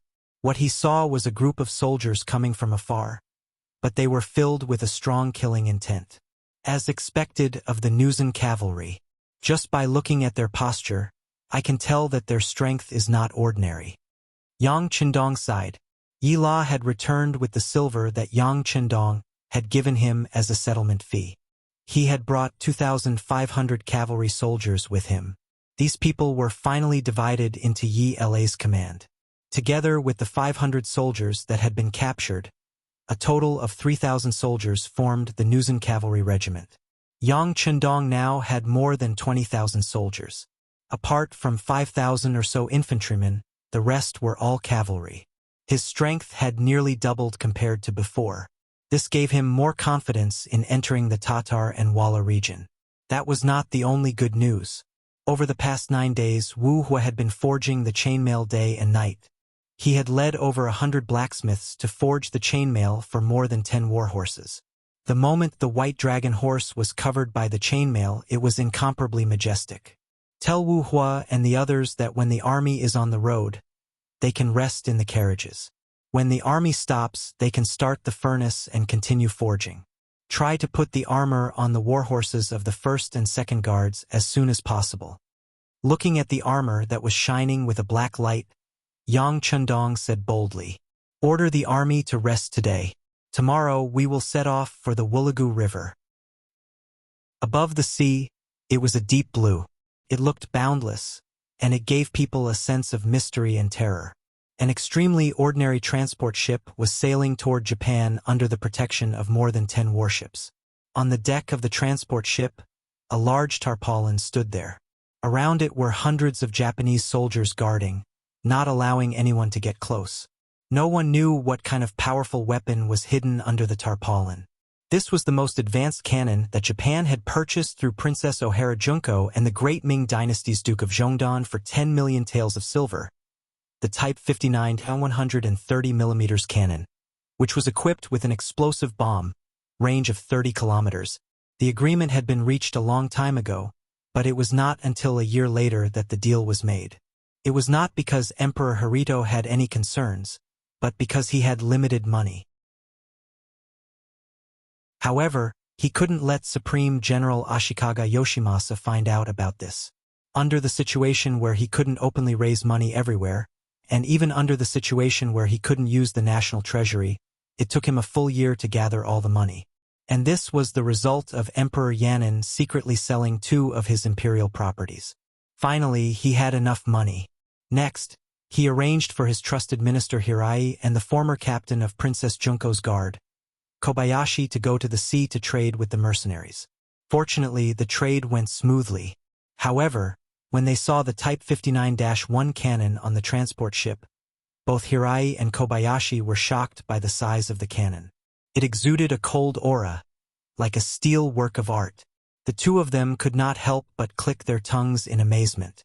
After paying the money, Hirai and Kobayashi suppressed the excitement in their hearts and escorted the transport ship back to Japan. The wind was blowing. A storm was about to engulf them. Unstoppable. Tide Sea, Bell Lake, Wulu Bone River, Saihan Mountain, Tatar Wala, Mongolian. The vast area that belonged to them seemed to be either mountains or seas. Other than seas, there was only vast grassland. Yendu, also known as Ling Jichuan in the Ming Dynasty, was a large town in the eastern part of Tatar. At this time, 400 miles east of Yendu, Yang Chundong led the main force along the Wulu Bone River to meet up with Liu Zhua's 2nd Cavalry Regiment, who was the vanguard. The so-called Tatar was a general term used by different regions and eras for different nomadic tribes that appeared in the Eurasian steppe. It was not a specific ethnic group.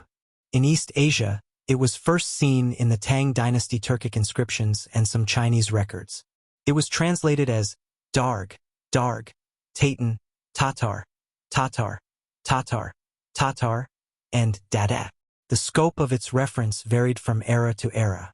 In the Liao and Jin dynasties, it referred to the Tatars in the east of the Mongolian steppe.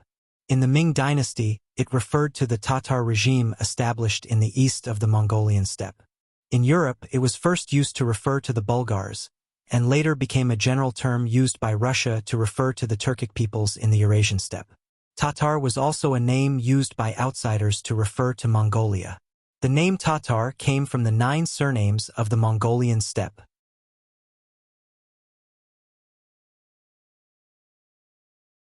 Chapter 675. To be specific, the Tatars were the Mongolians who spoke the Turkic language. In fact, after Genghis Khan conquered the Tatars, the Turkic-speaking Tatars migrated to the west. Now, the remaining Tatars were not that authentic. To describe it in 2 sentences, Daiyuan was destroyed by the Ming dynasty and became Northern Yuan. Finally, it became Tatar. Tatar was a part of Mongolia and was ruled by the Golden family. The powerful Mongolia was divided into 3 parts. One was Tatar, the second was Wala, and the third still called themselves Mongolia. 15,000 cavalrymen and 5,000 infantrymen began to set up camp. Yang Chundong only had a vague impression of this place. All he knew was the intelligence sent by the Security Bureau. In the big tent, Liu Zhua, who had arrived first, was called in. Together with him was the commander of the 3rd Battalion, Te Mu'er. How is it? How much do you know about the situation? 6th young master, please come to the sand table. Liu Zhua had arrived 10 days earlier with the army. He more or less grasped the situation. At least, he knew the situation of the surrounding enemies very well. In front of the sand table, Liu Zhua seriously reported the surrounding situation in detail. For example, the nearest city, Yendu, belonged to the Tatars. The general in charge was called Mu Ren. He had 3,000 cavalrymen and 2,000 infantrymen. Further away was Haramanglai, also known as the civil and martial town by Baiming. There were only 200 to 300 Tatars there. In the end, Liu Zhua also said that if they wanted to know more about the enemy, they had to go deeper into the grassland. In such a place, it was normal to not see any signs of human habitation, towns, or villages for hundreds of miles. 3,000 cavalrymen and 2,000 infantrymen? That's not interesting. Don't touch them first. Let's observe the situation first. Send out the reconnaissance team. As for the other soldiers, don't wait in vain. Since we've entered the grassland, we can train the soldiers. Yang Qindong knew that without enough strength, one wrong step could cause irreparable losses. Therefore, it was better to stay still. After traveling for more than 10 days, the army stopped and rested in this nameless grassland. Be it the cavalry or the infantry, under the leadership of the battalion commanders, they began to practice their cooperation and joint attacks. Among them, Division Commander Wuxia and Division Commander Chunbo had sent the soldiers of the 3 divisions of the Cold Front Division to various units to train them on how to use and implement the 3-3 tactic. Once they mastered it, it would greatly improve the combat ability of the army, especially when used in small units. The army had started training, and even Tiger's Mane was busy with the matters of the independent regiment. The only one who was really free was Beta Persei, who was beside Yang Qindong. Although Beta Persei also had a position as the battalion commander of the logistics battalion, the military quality of the soldiers in the logistics battalion was too poor. After trying a few times, Beta Persei was completely disappointed. He simply let them practice their cooking skills and serve everyone well. Beta Persei returned to Yang Qindong's side as he didn't want to deal with pots and pans every day. Coincidentally, Wu Hua and the others had finished making more than 100 sets of warhorse chainmail. The overjoyed Yang Qindong decided to go out and train to see how effective it would be. After a long journey, the speed of the warhorse would be greatly affected. The 2 guard squads, Yang Qindong, Beta Persei, and the others majestically rode out of the camp on their black warhorses. They galloped all the way north, leaving behind the endless envy of the officers in the camp. Unfortunately, there were no extra materials in the camp. Wu Hua had said that if they wanted the chainmail, they could go to the battlefield and seize it. Naturally, he could make it into finished products and give it to everyone. Ignoring the envious gazes of the people behind him, Yang Qindong rode the white dragon horse and rushed out of the camp. He ran for 50 li and just happened to see a small stream in front of him. Looking from afar, the water plants here were very exuberant. It was a good place to graze horses. Stop! Everyone is free to move around. Although he knew that 50 miles was not the limit of the warhorse, especially the white dragon horse under him. Running this distance was like playing, but considering that these warhorses were wearing chainmail for the first time, they still needed to adapt to it. Yang Qindong called for a rest. Of course, the rest of the guards didn't stop. The warhorses had just gotten black battle suits, and it was time for them to get used to each other. After all, no one knew when the war would come. Now, there was time for them to run on the vast land. Other than the necessary guards, the rest of the guards continued to whip their horses and shout non-stop. The stream gurgled, the blue sky above his head, and the fresh air in his nose. It was like a beautiful scenery in a painting, making Yang Qindong intoxicated. Taking advantage of this rest time, he simply lay on the grassland with a piece of green grass in his mouth. He closed his eyes and hummed a song that did not belong to this era. He was extremely leisurely. Seeing that the 6th young master was so elegant, Beta Persei's face was also filled with joy. He quickly arranged for people to spread out the things they brought. It was a large blanket about 5 square meters, a large umbrella that could cover several people, and a small wooden table that could be folded and carried. There was also a tea set and a fruit plate. It was really difficult for Beta Persei to arrange for people to bring these things when they were outside.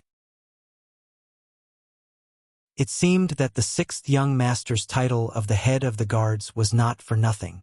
It was June, noon, and the sun in the sky was hot. With this umbrella, it was much cooler. Beta Persei, who had prepared everything, smiled and invited Yang Qindong to move under the umbrella. Not bad. Yang Qindong took off his military leather shoes and relaxed his body. He half sat on the blanket and drank a mouthful of herbal tea. The feeling was so comfortable that he could not help but want to doze off. A light horse galloped over from afar, breaking Yang Qindong's beautiful dream of taking a nap. It was the second guard captain, Dao Xiao. Sixth young master, brothers report that there are 2 light horses approaching us at high speed. Do you want to? Dao Xiao made a beheading gesture. As the guard captain, his duty was to ensure the absolute safety of the sixth young master. Anyone who could threaten his safety must die. No need. Let's see who they are first. Yang Qindong gently waved his hand. He was confident that he had come here today on a whim. No one could know his whereabouts in advance. Besides, there were only 2 people. Even experts like Li Min and Shin Kuan could not hurt him. What was there to be afraid of? Or perhaps, he could understand the situation here from the 2 people here. How about this? Arrange for the brothers to hide. Don't let the people here see you. Otherwise, no matter what the other party's purpose is, I'm afraid they won't easily reveal themselves. Beta Persei, Ba Daojiang and Peng Yu, stay behind. Everyone else, go. After some thought, Yang Qindong added. The sixth young master opened his mouth. This was an order. Dao Xiao agreed and retreated. As he continued to make gestures, the surrounding guards in charge of security and safety disappeared one by one. Only Yang Qindong and the other 3 were left. Among the 4, Ba Daojiang and Peng Yu were on Yang Qindong's left and right. They did not look sideways, but their attention was very focused to ensure that no matter what happened in this area, nothing could escape their eyes. Beta Persei stood behind Yang Qindong. His tall body and sturdy physique gave off an invisible pressure. He was like a human-shaped tank standing upright. Finally, they looked at Yang Qindong. His body was half lying down and his whole body was in a lazy state. His eyes were half closed, as if he had fallen asleep. He was very comfortable. However, no one knew that even if his eyes were closed, as long as Yang Qindong wanted to, he could still sense everything that was happening around him. As long as he wanted, even the slightest change in his surroundings could not escape his senses. Dadada, dadada. Just as the guards found a place to hide, the sound of horse hooves came from the puddle next to the stream. Beta Persei's soft voice also came from Yang Qindong's side. It's really 2 people and 2 horses, but they're all wearing black cloaks, so I can't see what they look like. It's okay. It's fine if they don't come over, but if they do, don't stop them. Yang Qindong's eyes were still closed, but Beta Persei's ears could still be heard clearly by Yang Qindong. The speed of a healthy horse had always been extremely fast. Just now, they had only heard the sound of hooves. In just a short while, the 2 horses were already in front of them. It seemed that they did not want to stay here, but when they saw that there were other people in the puddle, the leading horse suddenly reared up. After a neigh, it forced itself to stop. The horses suddenly stopped, and their target was the 6th young master. Ba Daojiang and Peng Yu could not help but tense their bodies, and their right hands casually reached for the sabers at their waists. It was only 2 against 2, so they did not need to use their spears at all. They were confident that they would not lose with just their sabers. Whoa! A crisp female voice sounded, and then a voice like water and a song came from under the black cloak. Everyone, leave this place immediately. There will be danger here in a while, so please leave quickly. After saying this, the woman did not even have the intention to lift her cloak, and she urged her horse to leave. However, the horse that she was riding had only taken a few steps forward before it suddenly stopped. She then pointed at the horse and asked, "Is that your horse?" Looking at the direction of the cloak's finger, who else could it be but the white dragon horse? The white dragon horse was eating water plants by the stream. It seemed to have sensed something and raised its head to look at the cloaked woman. Then, very humanly, it snorted disdainfully. The white dragon horse used to be a wild horse. Even after it was caught, no one could tame it except for Yang Qindong. If it was not for Yang Qindong's monstrous strength, it would probably still be in the stable now.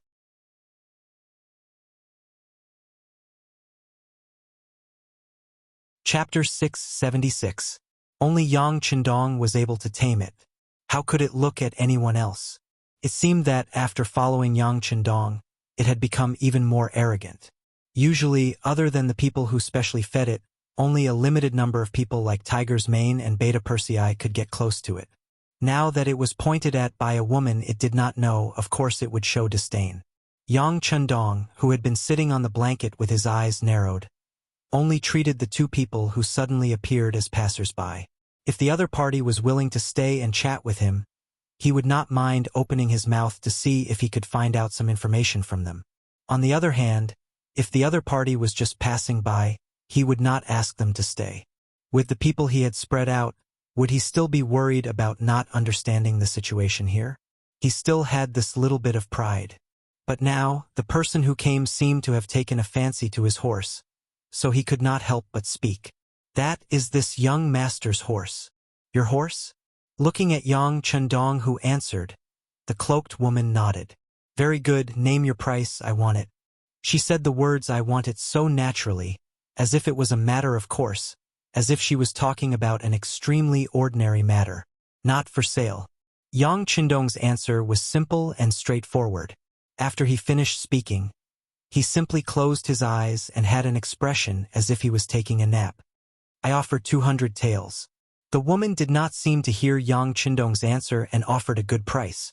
Previously, it was said that an ordinary horse was around 10 to 15 taels, while a better war horse could be sold for 80 to 150 taels. Now that she offered 200 taels, it was not considered bullying. Not for sale for 2 million taels. Yang Chundong snorted. He had taken a fancy to the white dragon horse, and he had tamed it. These days, both sides got along well and had already developed feelings for it. He was not joking when he said that he would not sell it for 2 million taels. When the cloaked woman heard the same words, she thought that the cloaked woman was making fun of her. She said angrily, whatever this young lady fancies is mine. I'll give you a chance now. Take the 200 taels and leave. Otherwise, I'm afraid you won't be able to bear the consequences. Baoyin, pay up. As soon as the voice of the cloaked young lady faded, the cloaked man on the sturdy horse behind her had already taken out 200 taels of silver from his bosom. A package that was more than 6 kilograms was thrown over 1 meter in front of Yang Chundong and the other three. How dare you? Ba Daojiang and Peng Yu shouted in unison when they saw that the bag of silver had landed a meter away from them. If it moved any further, it might threaten the safety of the sixth young master. They pulled out their cavalry sabers. Beta Persei widened his eyes and clenched his fists. If it wasn't for the fact that the sixth young master was by his side and didn't give any orders, he would have already rushed out. On the other hand, Yang Chundong didn't open his eyes from beginning to end. It was as if the money wasn't for him and had nothing to do with him. You guys still want to fight? Hee. Baoyin, it's time for you to show off. The cloaked young lady laughed when she saw Ba Daojiang and Peng Yu's actions. It was as if she had seen something that interested her. When the cloaked man heard the young lady's order, he sighed and said, Young lady, don't. We'll just give them the money. There's no need to fight. We still have important things to do. No, they made this young lady unhappy. I have to teach them a lesson. Baoyin, is it because your strength has regressed and you're afraid? The cloaked young lady said unyieldingly. She even turned her head back on her horse, as if she was asking something. Okay. I'll teach them a lesson, but I won't hurt them. The man called Baoyin seemed to have given in after being stared at by the cloaked young lady. Then, he jumped down from his horse and reached out his right hand to take off the cloak on his head, revealing a harmless face. He had the typical appearance of a Mongolian and was a little handsome. Of course, the most eye-catching thing about him was that he always had a smile on his face, which gave people a natural sense of closeness. Gentlemen, I'm sorry. My young lady likes wild horses and it's fair to pay the money. Why don't you sell it? Otherwise, if you fight, won't it hurt everyone's friendship? It was a completely negotiating tone. It didn't seem like the legendary Mongolians who would start a fight if they didn't agree with each other. This attracted Yang Chundong's attention. What's your name? Baoyin, right? If I'm not wrong, Baoyin means fortune in Chinese. It's very fitting for a person like you. Since you're so polite, we shouldn't bully you too much. Ba Daojiang, you go. Remember, just defeat him. Don't hurt him. Just like the cloaked young lady, Yang Chendong said casually, as if he didn't take Bao Yin's threat seriously. Yes. Ba Daojiang, who was called out, immediately responded and strode towards Bao Yin. From the looks of it, he didn't have any intention of drawing his sword. He was going to use his hands to fight. Of course, Ba Daojiang's strongest skill was his fists. When Bao Yin heard Yang Chendong talking about the situation so casually and saw someone walking towards him, he was stunned by the change in the situation. He then smiled and scratched his head. Young master, are you sure you won't come at me together? If that's the case, you won't stand a chance. It's fine. I have confidence in my brother. Yang Chendong chuckled. However, when Ba Daojiang heard this, he couldn't help but feel shocked. The young master treated him as a brother and trusted him so much. Just based on this, he couldn't embarrass himself. Ba Daojiang focused all his energy on his arms and decided to perform well. He didn't want to let down the sixth young master's trust. All right. Seeing that Yang Chendong had made up his mind, Bao Yin nodded reluctantly. He then looked at Ba Daojiang and said, "Brother, we're just sparring. Let's not hurt each other's feelings. What do you say?" He sounded like he was asking, or he was trying to get close to Ba Daojiang, or he was showing weakness. However, after saying this, Bao Yin suddenly moved.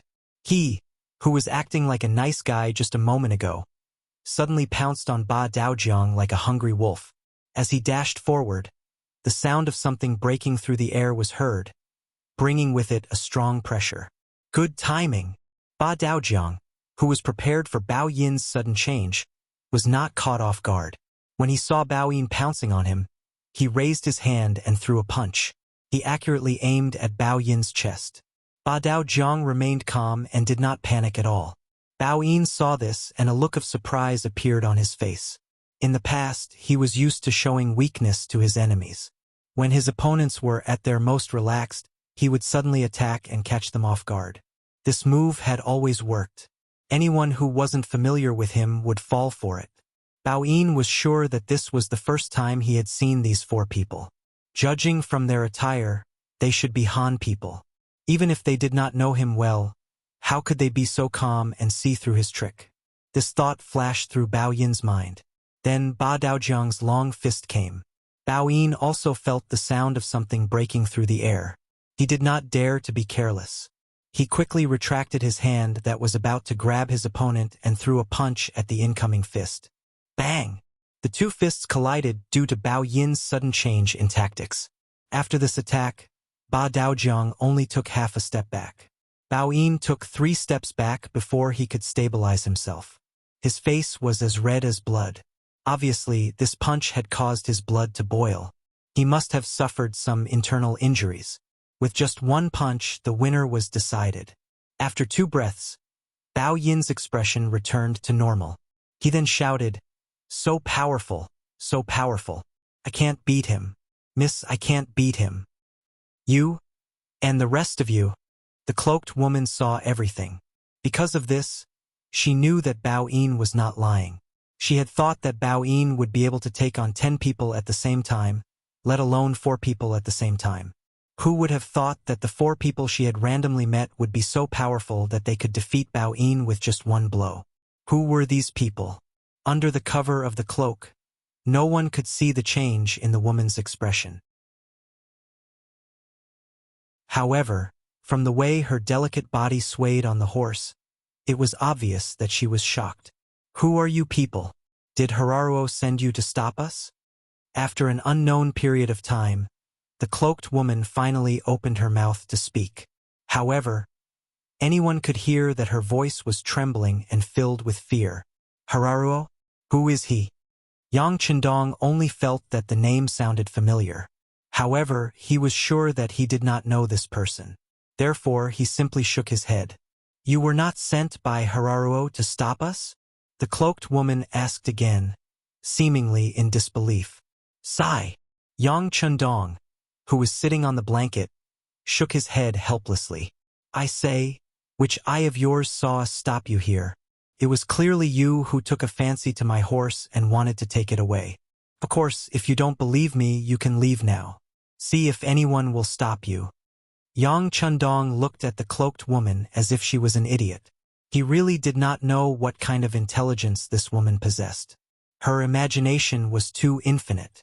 Once the matter was exposed, the cloaked woman closed her mouth. She clearly knew that she had misunderstood the other party. Behind her, Bao Yin rolled his eyes and nodded. Yes, this young master and the other heroes. We have misunderstood you. I am sorry. How about this? We will leave now. Leave now.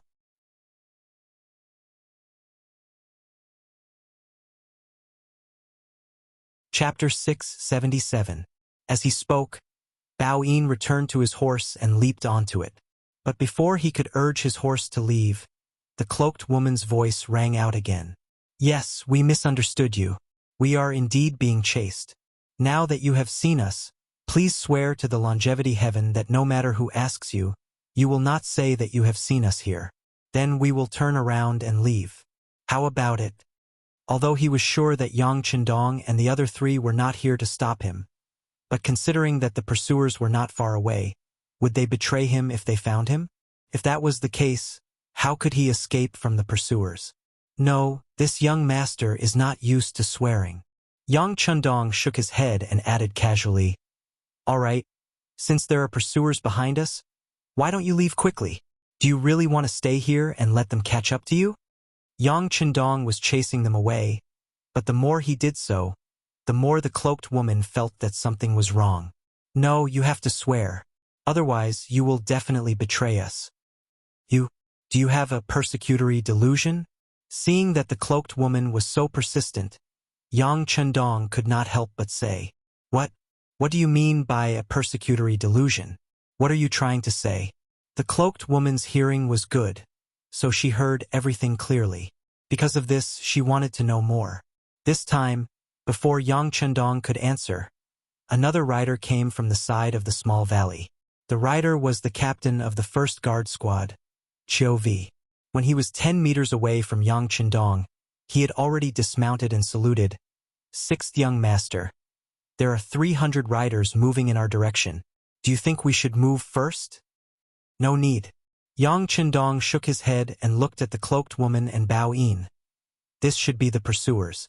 It has nothing to do with us. Just be careful. Yes. Chiu Vi saluted again and left on his horse. From the moment he appeared to the moment he left, it was as if he had never been here. But now no one cared about Chiu Vi's appearance. Bao Yin, who had been smiling, finally showed a trace of nervousness. He looked at the cloaked woman and said, Young miss, they have caught up. Let's leave this place first. No, they haven't sworn an oath yet. If we leave now, they'll know where we went when they catch up with us. The cloaked woman shook her head stubbornly. Bao Yin looked like she was in a difficult position. She then looked at Yang Chundong and said, Mister, I can tell that you are a good person. Why don't you make an oath? After all, you won't lose anything. What do you think? Oh, is this a good person card? Yang Chundong smiled and shook his head. The young master has said that I don't like to make oaths, so don't even think about it. Let me give you a piece of advice. Leave immediately. Otherwise, you won't have another chance. Yes, we won't have another chance. The cloaked woman suddenly said as she looked at the stream in front of her. Following the direction she was looking at, they could clearly see that the water in the stream was rippling. This was the tremor caused by the arrival of a large group of war horses. Everyone had been around horses since they were young. The Mongolians were known as the people who lived on horseback. They knew a lot about horses. Naturally, they knew that when there was a tremor on the ground, the distance between the two parties was very close. Perhaps they could still leave now, but Yang Chundong did not promise not to reveal their whereabouts. So, if they escaped now, as long as they chased in the right direction, it would be easy to catch up with them. Since that was the case, they might as well not leave. After all, the other party did not have the intention to kill them. They just wanted to capture them. As for Yang Chundong and the other three, they did not sell their horses first and did not promise not to reveal their whereabouts. Based on these 2 points, they should be punished. In an instant, the cloaked woman seemed to have thought of many things. Then, She suddenly got off her horse and walked towards Yang Chendong under the umbrella. As she walked, the woman took off the cloak on her head. When she walked in front of Yang Chendong, her appearance was completely revealed to everyone. This was a woman with an oval face. Her eyes were very big, her nose was very high, and her mouth was as small as a cherry. Her skin was very white. It was unknown how she took care of her skin. She did not get tanned even after riding on horseback every day. Of course, what caught Yang Chendong and the men's attention the most was that the woman's breasts were very high, which also became her biggest feature. When everyone looked at her, they couldn't help but look there first. Yang Chendong was no exception. He had seen many women in his previous life, but she was definitely the first one with such a huge chest. It was so big that it was a little unbalanced. Yang Chendong thought maliciously, would he fall down while riding on his horse? At this moment, the girl had already arrived in front of Yang Chendong.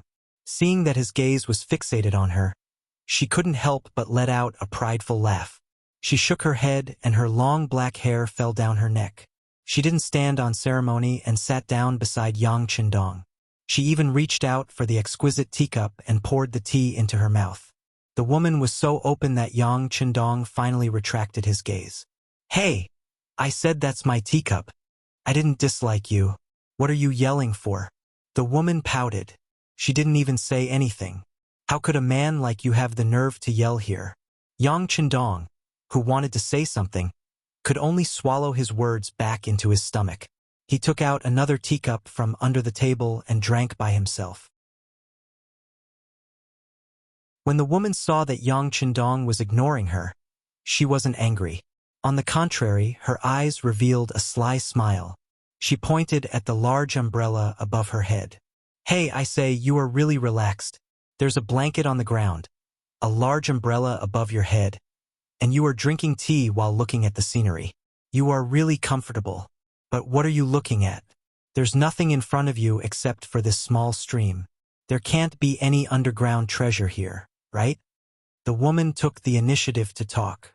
Yang Chendong only glanced at her and ignored her as if she was invisible. A woman, a beautiful woman, could tolerate a man peeping at her. She also liked a man to act like a gentleman in front of her. She could even understand if there was a hint of lust in his eyes. However, being ignored by others was absolutely intolerable. Hey, I am talking to you. Didn't you hear me? Do you know that the pursuers will be here soon? If they see me sitting so close to you, you will be in trouble. The woman couldn't stand Yang Chendong ignoring her and finally couldn't help but speak her mind. Finally, Yang Chendong reacted. I know. Didn't you want to say that you will implicate me? But you have already done so. Why are you telling me now?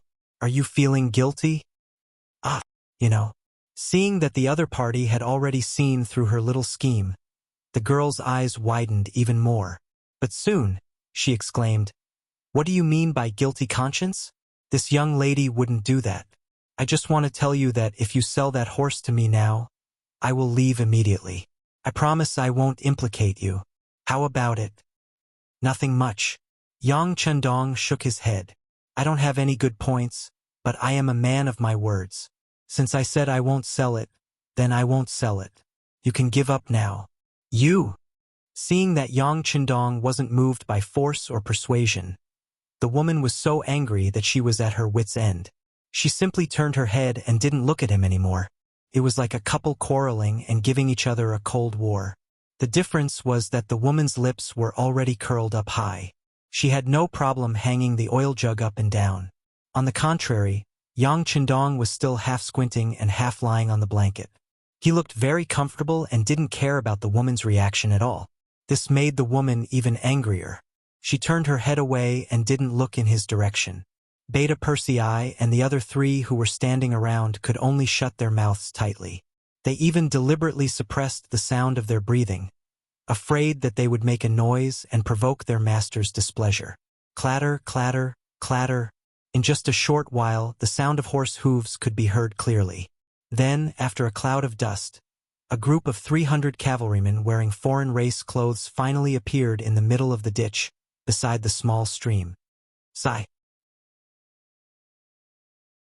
With a sigh, The woman put down the teacup in her hand.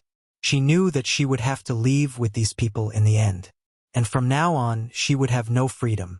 Thinking of this, she didn't know why she thanked Yang Chendong. Thank you for the tea.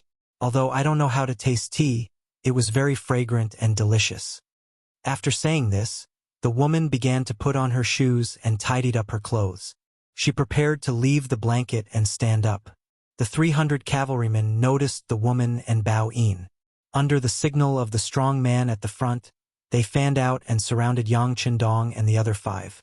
A shout sounded, "Princess Tuoya, didn't you say that you were going to relieve yourself?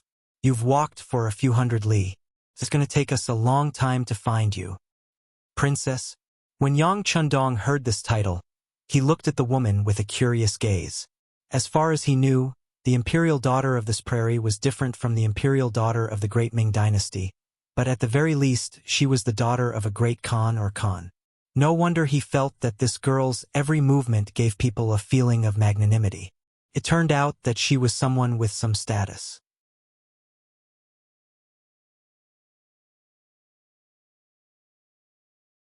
Chapter 678. Princess Tuoya didn't look at the change in Yang Chendong's expression. At this moment, she had already finished tidying up and was walking down from the blanket. "That's enough, Lumik. Since you've caught up to me, this princess will accept her fate. You don't need to point out anything here. Also, you know what kind of moral character you and your master have. These people were coincidentally encountered. This matter has nothing to do with them. Please let them go. I'll go back with you." Princess Tuoya didn't even turn her head. She only extended her hand and pointed below the large umbrella. After saying this, she very confidently walked towards her warhorse with large strides. At this moment, another voice just happened to ring in her ears. "Bring everyone here back." "HM?" Princess Tuoya was about to mount her horse when she heard that she was going to bring everyone away. She suddenly turned her head and looked at Lumik. "What? Didn't you hear what this princess said?" "I said, this matter has nothing to do with these 4 people. "Apologies, Princess Tuoya. I don't take orders from you." Lumik replied expressionlessly. Soon after, when his gaze landed on Yang Chendong's group of 4, his eyes revealed a hint of bloodlust. "I suspect that these 4 people are Baiming spies. Capture them all." "Spies?" Princess Tuoya laughed involuntarily. "Have you ever seen such a leisurely and affectionate spy?" "Lumik, don't think that I don't know. You're afraid that the news of me being kidnapped will be sent back to my father." "Princess Tuoya, everyone says that you're the pearl of the grasslands. Not only are you beautiful, but you're also intelligent. It seems that this is indeed the case. Only, since you already know, why bother asking?" Lumik's face finally showed some color. However, no matter how one looked at it, it still seemed like he was mocking her. When he looked at Yang Chendong's group of 4, his gaze even more playful.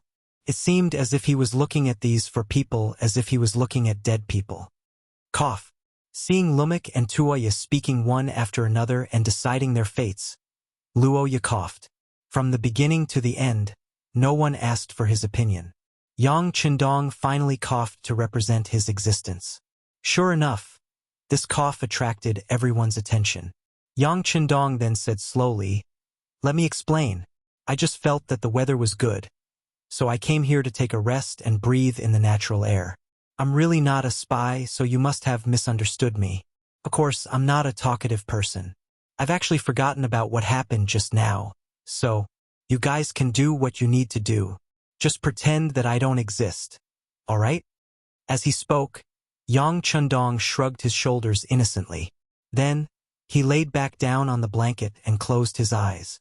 It was as if he really couldn't see anything and just came out to take a breath of fresh air. Yang Chendong felt that he was already very low-key. Although he was very curious about Princess Tuoya's identity, Rumk's background also piqued his interest. However, he really didn't plan to do anything now. Whether he was a friend or a foe, he had to investigate to find out.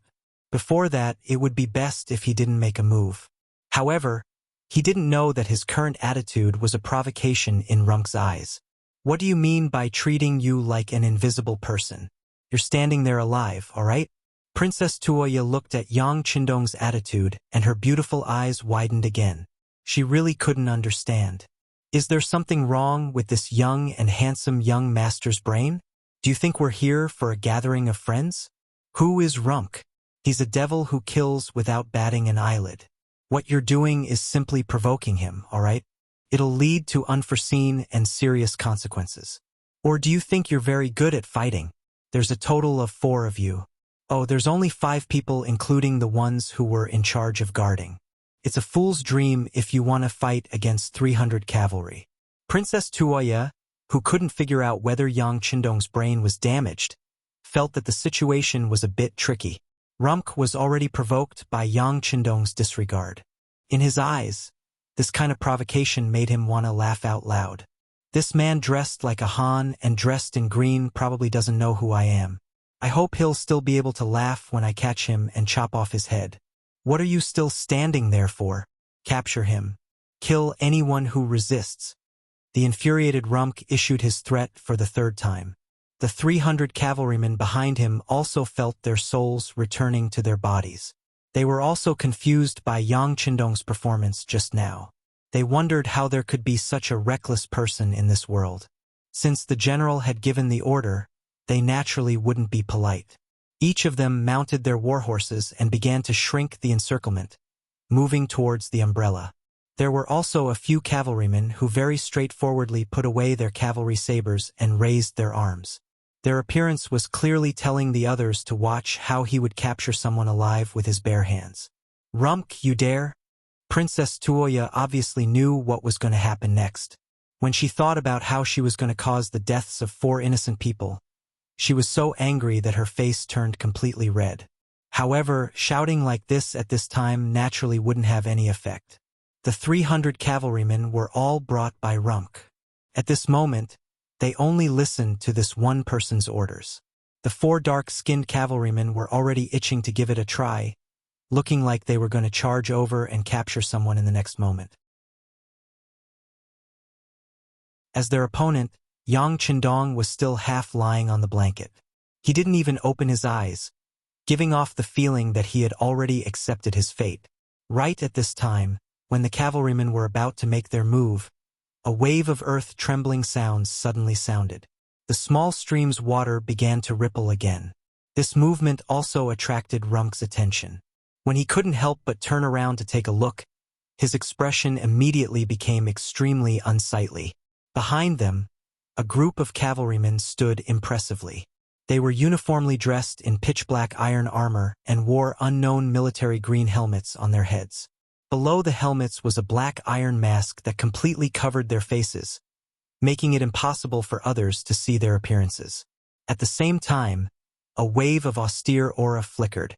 What was even more frightening was that the war horses they sat on were actually completely covered in black iron. Even at the position of the horses' legs, only a small section was exposed. It was equivalent to almost completely wrapping and protecting the war horses, achieving the effect of absolute impenetrability. You? Who are you? Rumk couldn't help but swallow a mouthful of saliva as he asked. Even though they hadn't fought yet, his senses already told him that this was an extremely elite group of cavalrymen. Even though their numbers weren't as many as his own, if they really fought, he actually didn't even have a 50% chance of victory. In the Walla region, on the grasslands, when did such a heavily armed group of cavalrymen appear? Why didn't he have any information about them before?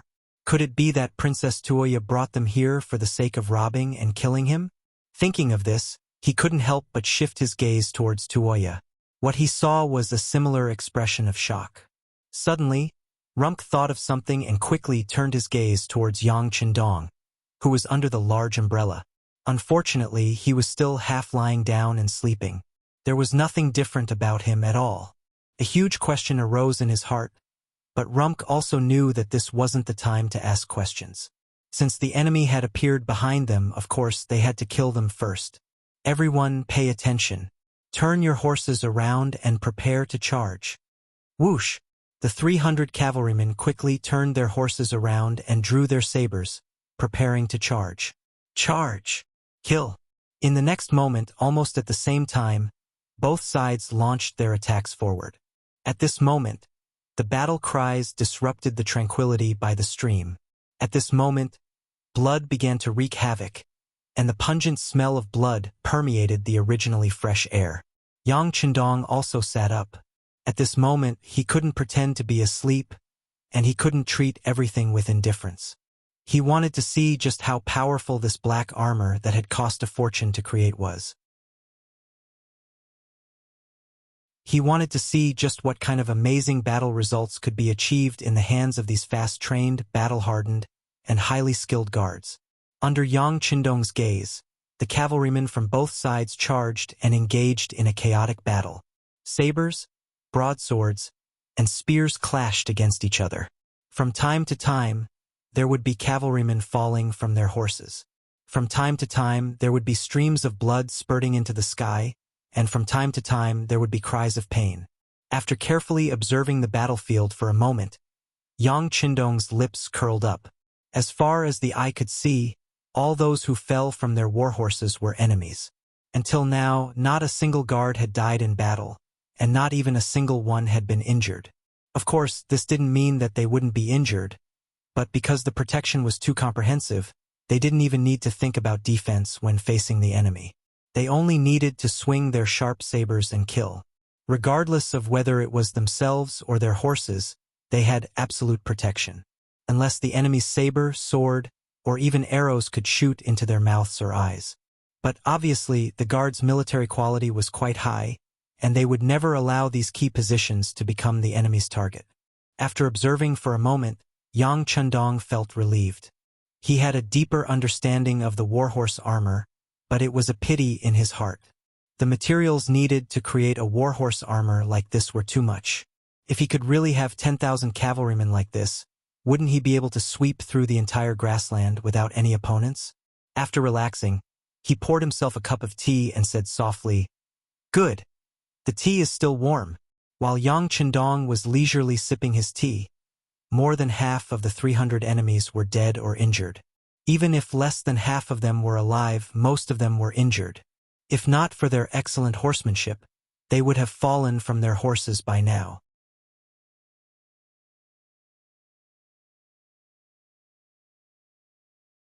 Chapter 679. On the battlefield, Lumake had already gone from the initial shock to the current powerlessness. Originally, he thought that with 300 against 100, even if the opponent's equipment was excellent, he would be able to exhaust them to death. But when he really fought, he realized that this was not a battle but a beating. If he slashed the enemy would be fine. If the enemy slashed him, he would have to pay the price of serious injury or even death. This was simply an unfair battle. Seeing his brothers die one by one, and seeing the number of comrades around him decrease, Lumake had no choice but to make a decision, which was to leave the battlefield and leave this place. He would report what happened to the higher-ups, and then wait for an opportunity to take revenge. Everyone, retreat. Their warhorses are heavily armored, so they won't be as fast as us. After exchanging blows with another member of the security team, Lumake's long saber only managed to produce a series of sparks. Finally, Lumake gave up on the thought of continuing to kill the enemy. He turned around and retreated. Some of the cavalrymen who were very close to Lumake also followed suit and turned to flee. In order to avoid being shot by the arrows, they kept making all sorts of evasive maneuvers on their horses. From afar, they looked as agile as monkeys. Seeing that the enemy was about to escape, Beta Persei bowed and asked Yang Chendong for instructions. "Young master, don't worry about them. Let the team withdraw and sum up their combat experience." Yang Chendong naturally knew what Beta Persei meant. Now that Lumake was leaving, it was just as he had said. The members of the Iron Cloak Guards were clearly at a disadvantage in terms of speed. It was impossible to chase after them, and even arrows might not be able to reach them. Unless they used guns now, but this might expose their identities. After all, an army with continuous fire guns would easily make people think that they were related to mercenaries. He dared to use it against the Baiming guards because he believed that none of them would be able to escape. But now, he did not have the confidence to kill all of Lumake and the others. Since that was the case, he might as well let them go. Of course, if the other party wanted to take revenge because of this, he would eat as many as they came. He was never afraid of war. For example, many founding emperors had gone through countless battles and life-and-death situations to achieve success. But then, they would talk about using virtue to win people over and rule the country with literature. Yang Chendong was different from them. He started from nothing, and he relied on his powerful martial strength to achieve all of this. Therefore, he would not be like the other emperors and hide anything. So what if he established the country with martial prowess?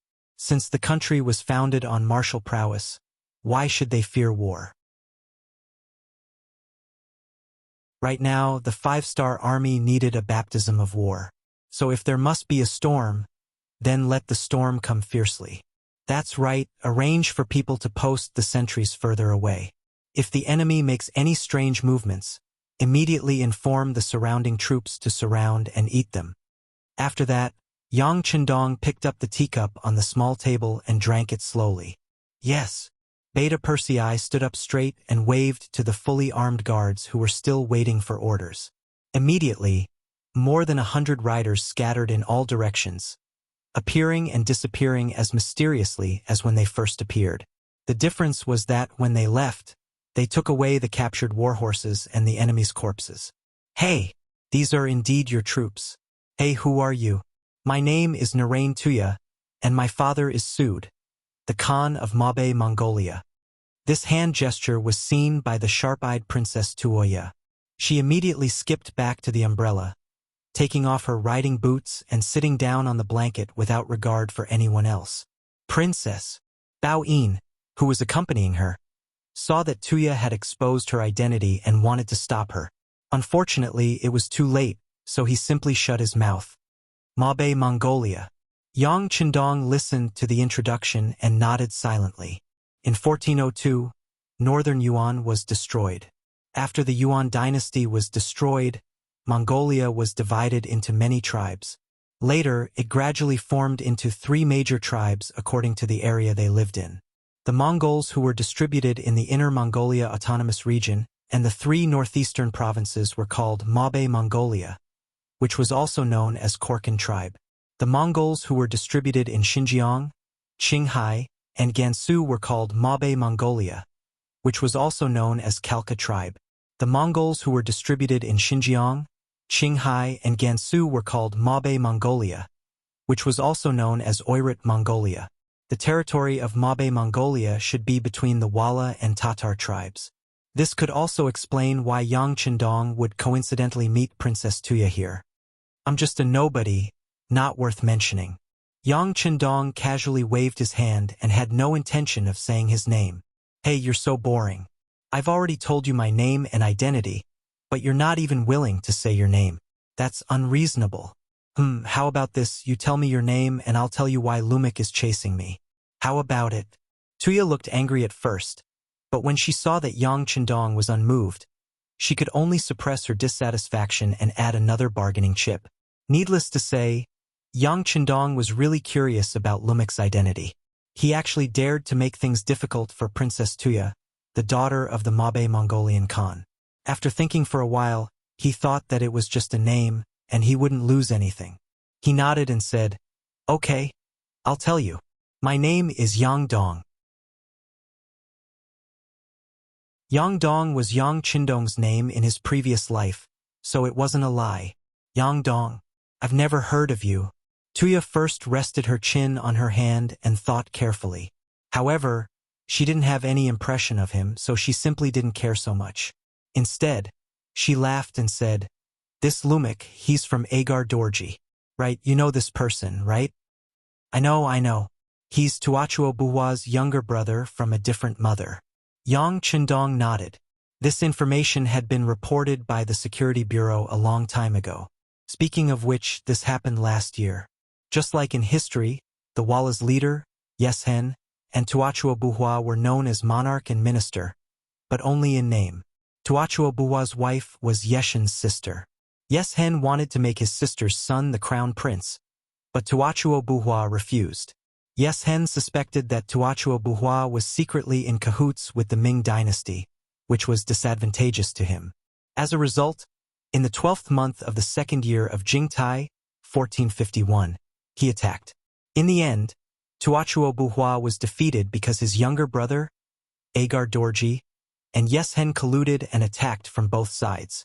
However, what was different from history was that they had just defeated Tuochuobuhua.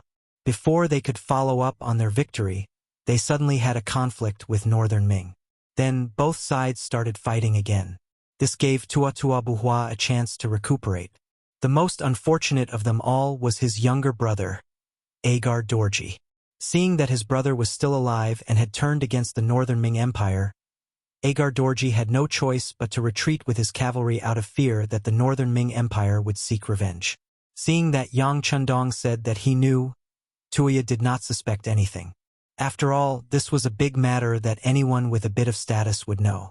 She continued, Agar Dorji's strength is not bad. He has 50,000 cavalry. However, when there are many soldiers, he needs provisions and a base. After thinking about it, he set his sights on the Mongols of the Gobi Desert. His son, Halakutu, wants to marry me and form an alliance with the Gobi Desert Mongols through marriage. He wants to maintain the army's expenses and find opportunities to strengthen his own strength. It's just that Halakutu is too ugly. I don't like him. That's why even though Father Khan ordered me to go to their camp, I still managed to find a way to escape. What do you think? I'm smart, right? Tuoya said proudly, as if she had done something amazing. When Yang Chundong heard all of this, his face darkened. That you don't want to marry him because he's ugly? That's part of it.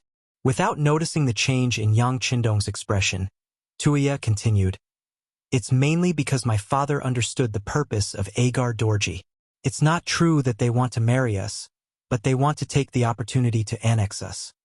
After saying this, she noticed Yang Chundong's darkened face.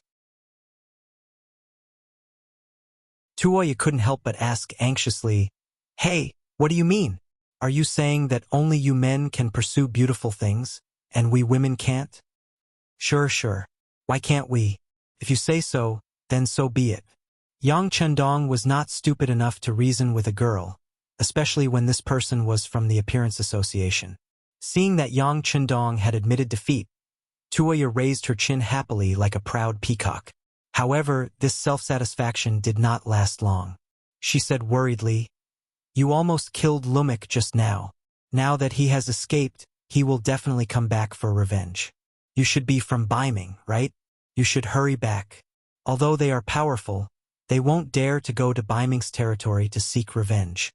He could feel Tuoya's good intentions. In fact, although this woman was a bit unreasonable, she took the initiative to cut ties with him after Lumik appeared. She was not a bad person.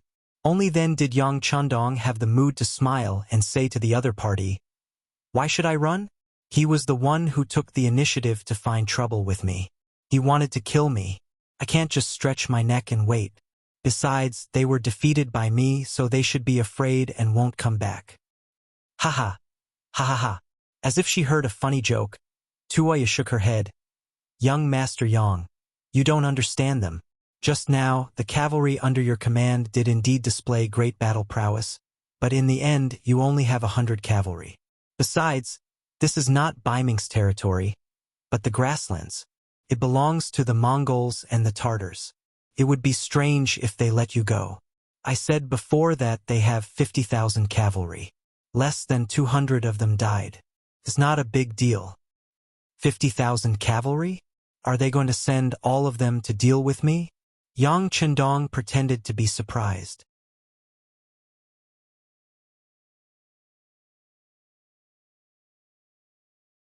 Chapter 680. That won't happen.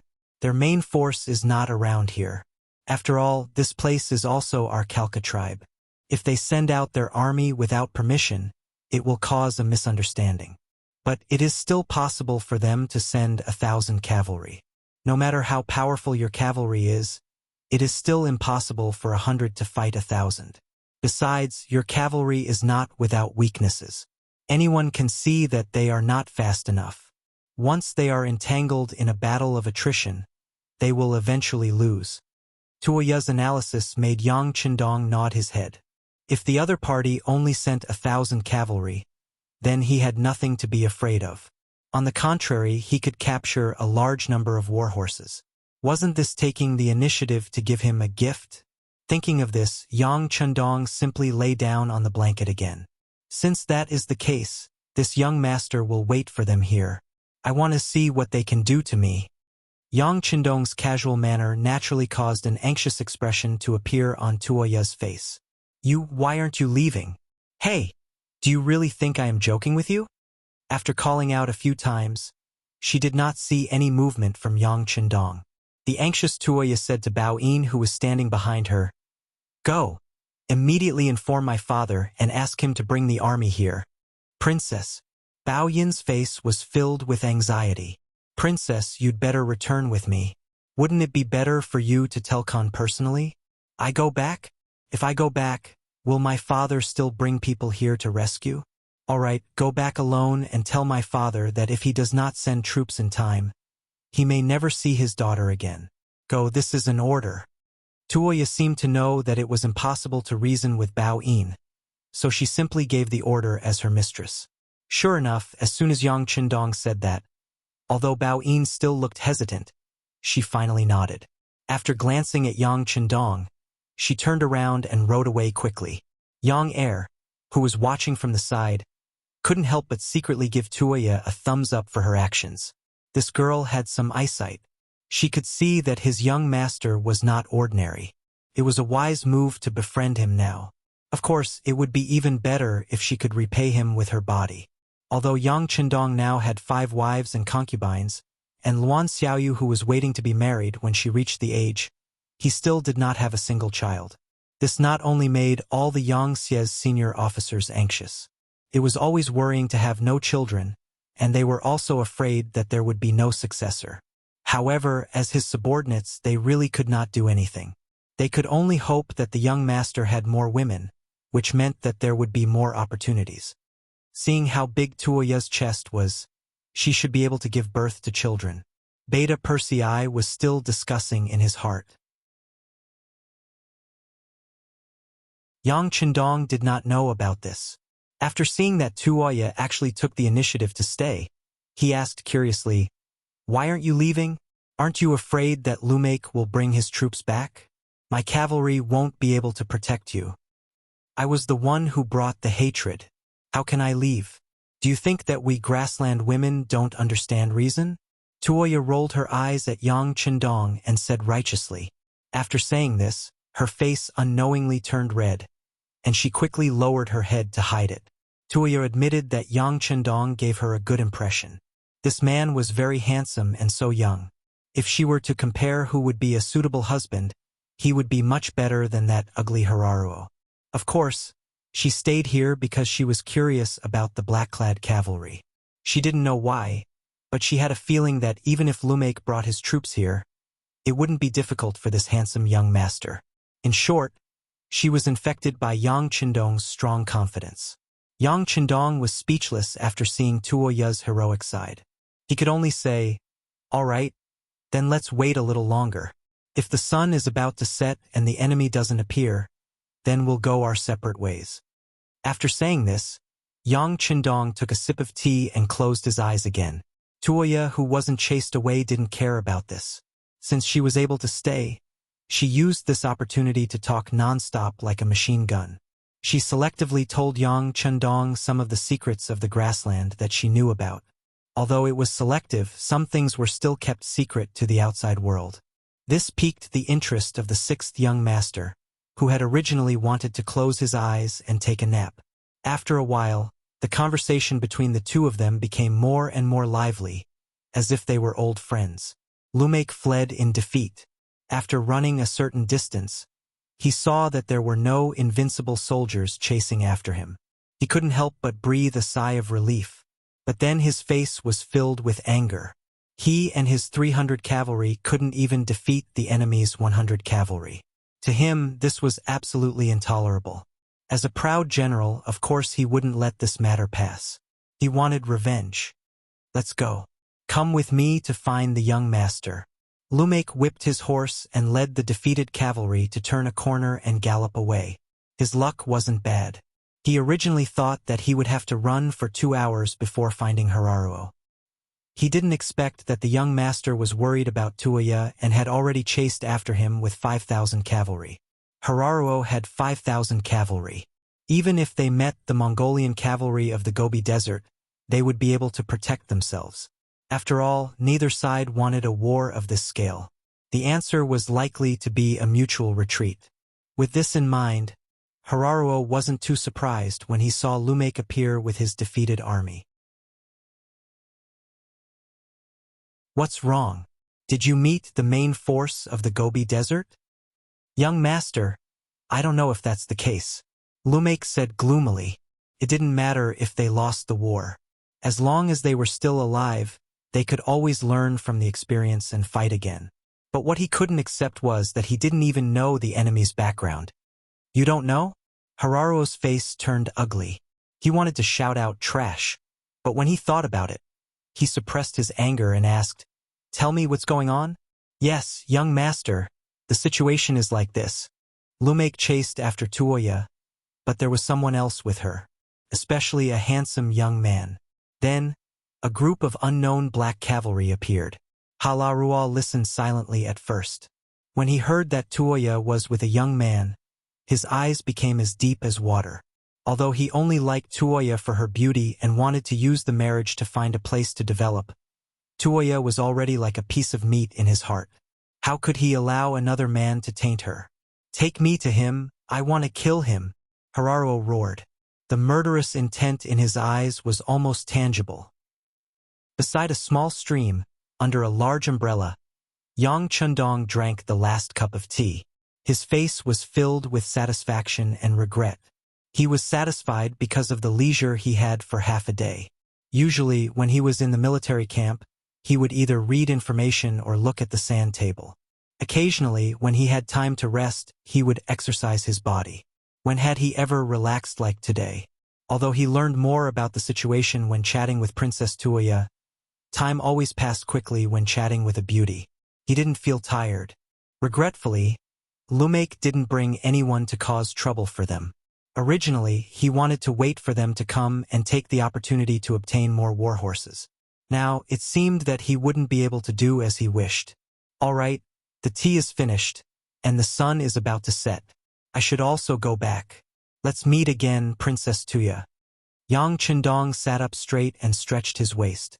Beta Persei brought Ba Dao Jiang and his friends over and began to pack up the small table, large umbrella, and blankets. Tuoya pouted and unwillingly got up to put on her shoes.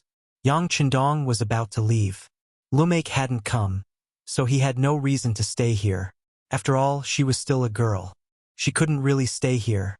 Although the women of the steppe were much more magnanimous than the women of the Central Plains, as unmarried women, there was a limit to what they could do. Yang Chundong didn't know what Tuoya was thinking, but he really didn't want to incur any more emotional debt. Moreover, although Tuoya could be considered pretty, and her position was definitely a lethal weapon, she wasn't the type that would make people lose control of themselves at first sight. At the very least, she was far inferior to Hu Yan's gentleness, Qiao Yin's obedience, and Su Maner's seductive charm. Madame Shui and Madame Xiang also had their own merits. The former courtesan of the capital had many unique skills. Even Luan Xiaoyu, who wasn't even 18 yet, was as understanding as the little sister next door. She looked even more valiant and heroic in her military uniform. It could be said that people couldn't be compared to each other. Yang Chundong didn't mean this. Even though he knew that Tuoya had an extraordinary status, he didn't urge her to stay. How could a man rely on a woman and his pants to establish himself in the world? At this moment, even though he saw Tuoya's unhappy face, Yang Chundong didn't have any intention of changing his mind. He remained silent the entire time, watching Princess Tuoya walk in front of his warhorse with a face full of displeasure and reluctance. Report. Seeing that Tuoya had already lifted one of her feet and was about to get on her horse at any moment, First Guard Captain Qiu Vi appeared in front of him. With a loud shout, he broke the originally peaceful atmosphere. Qiu Vi didn't kneel, only saluting with his body stretched taut. He said, The scouts report that there's a group of cavalry approaching us from the northwest. There are about 5,000 of them. 5,000 cavalry. A look of shock flashed across Yang Qindong's face. He had thought that Rumak would come for revenge, but he didn't expect so many cavalry. If he had been prepared with the 15,000 cavalry in his hands, he naturally wouldn't be afraid of 5,000 infantrymen. But the enemy had come too suddenly. He didn't know how many cavalry he could mobilize in such a short time. You're tuning in to the Journey of the Soul YouTube channel. Don't forget to subscribe and join us on this journey to catch the most captivating stories.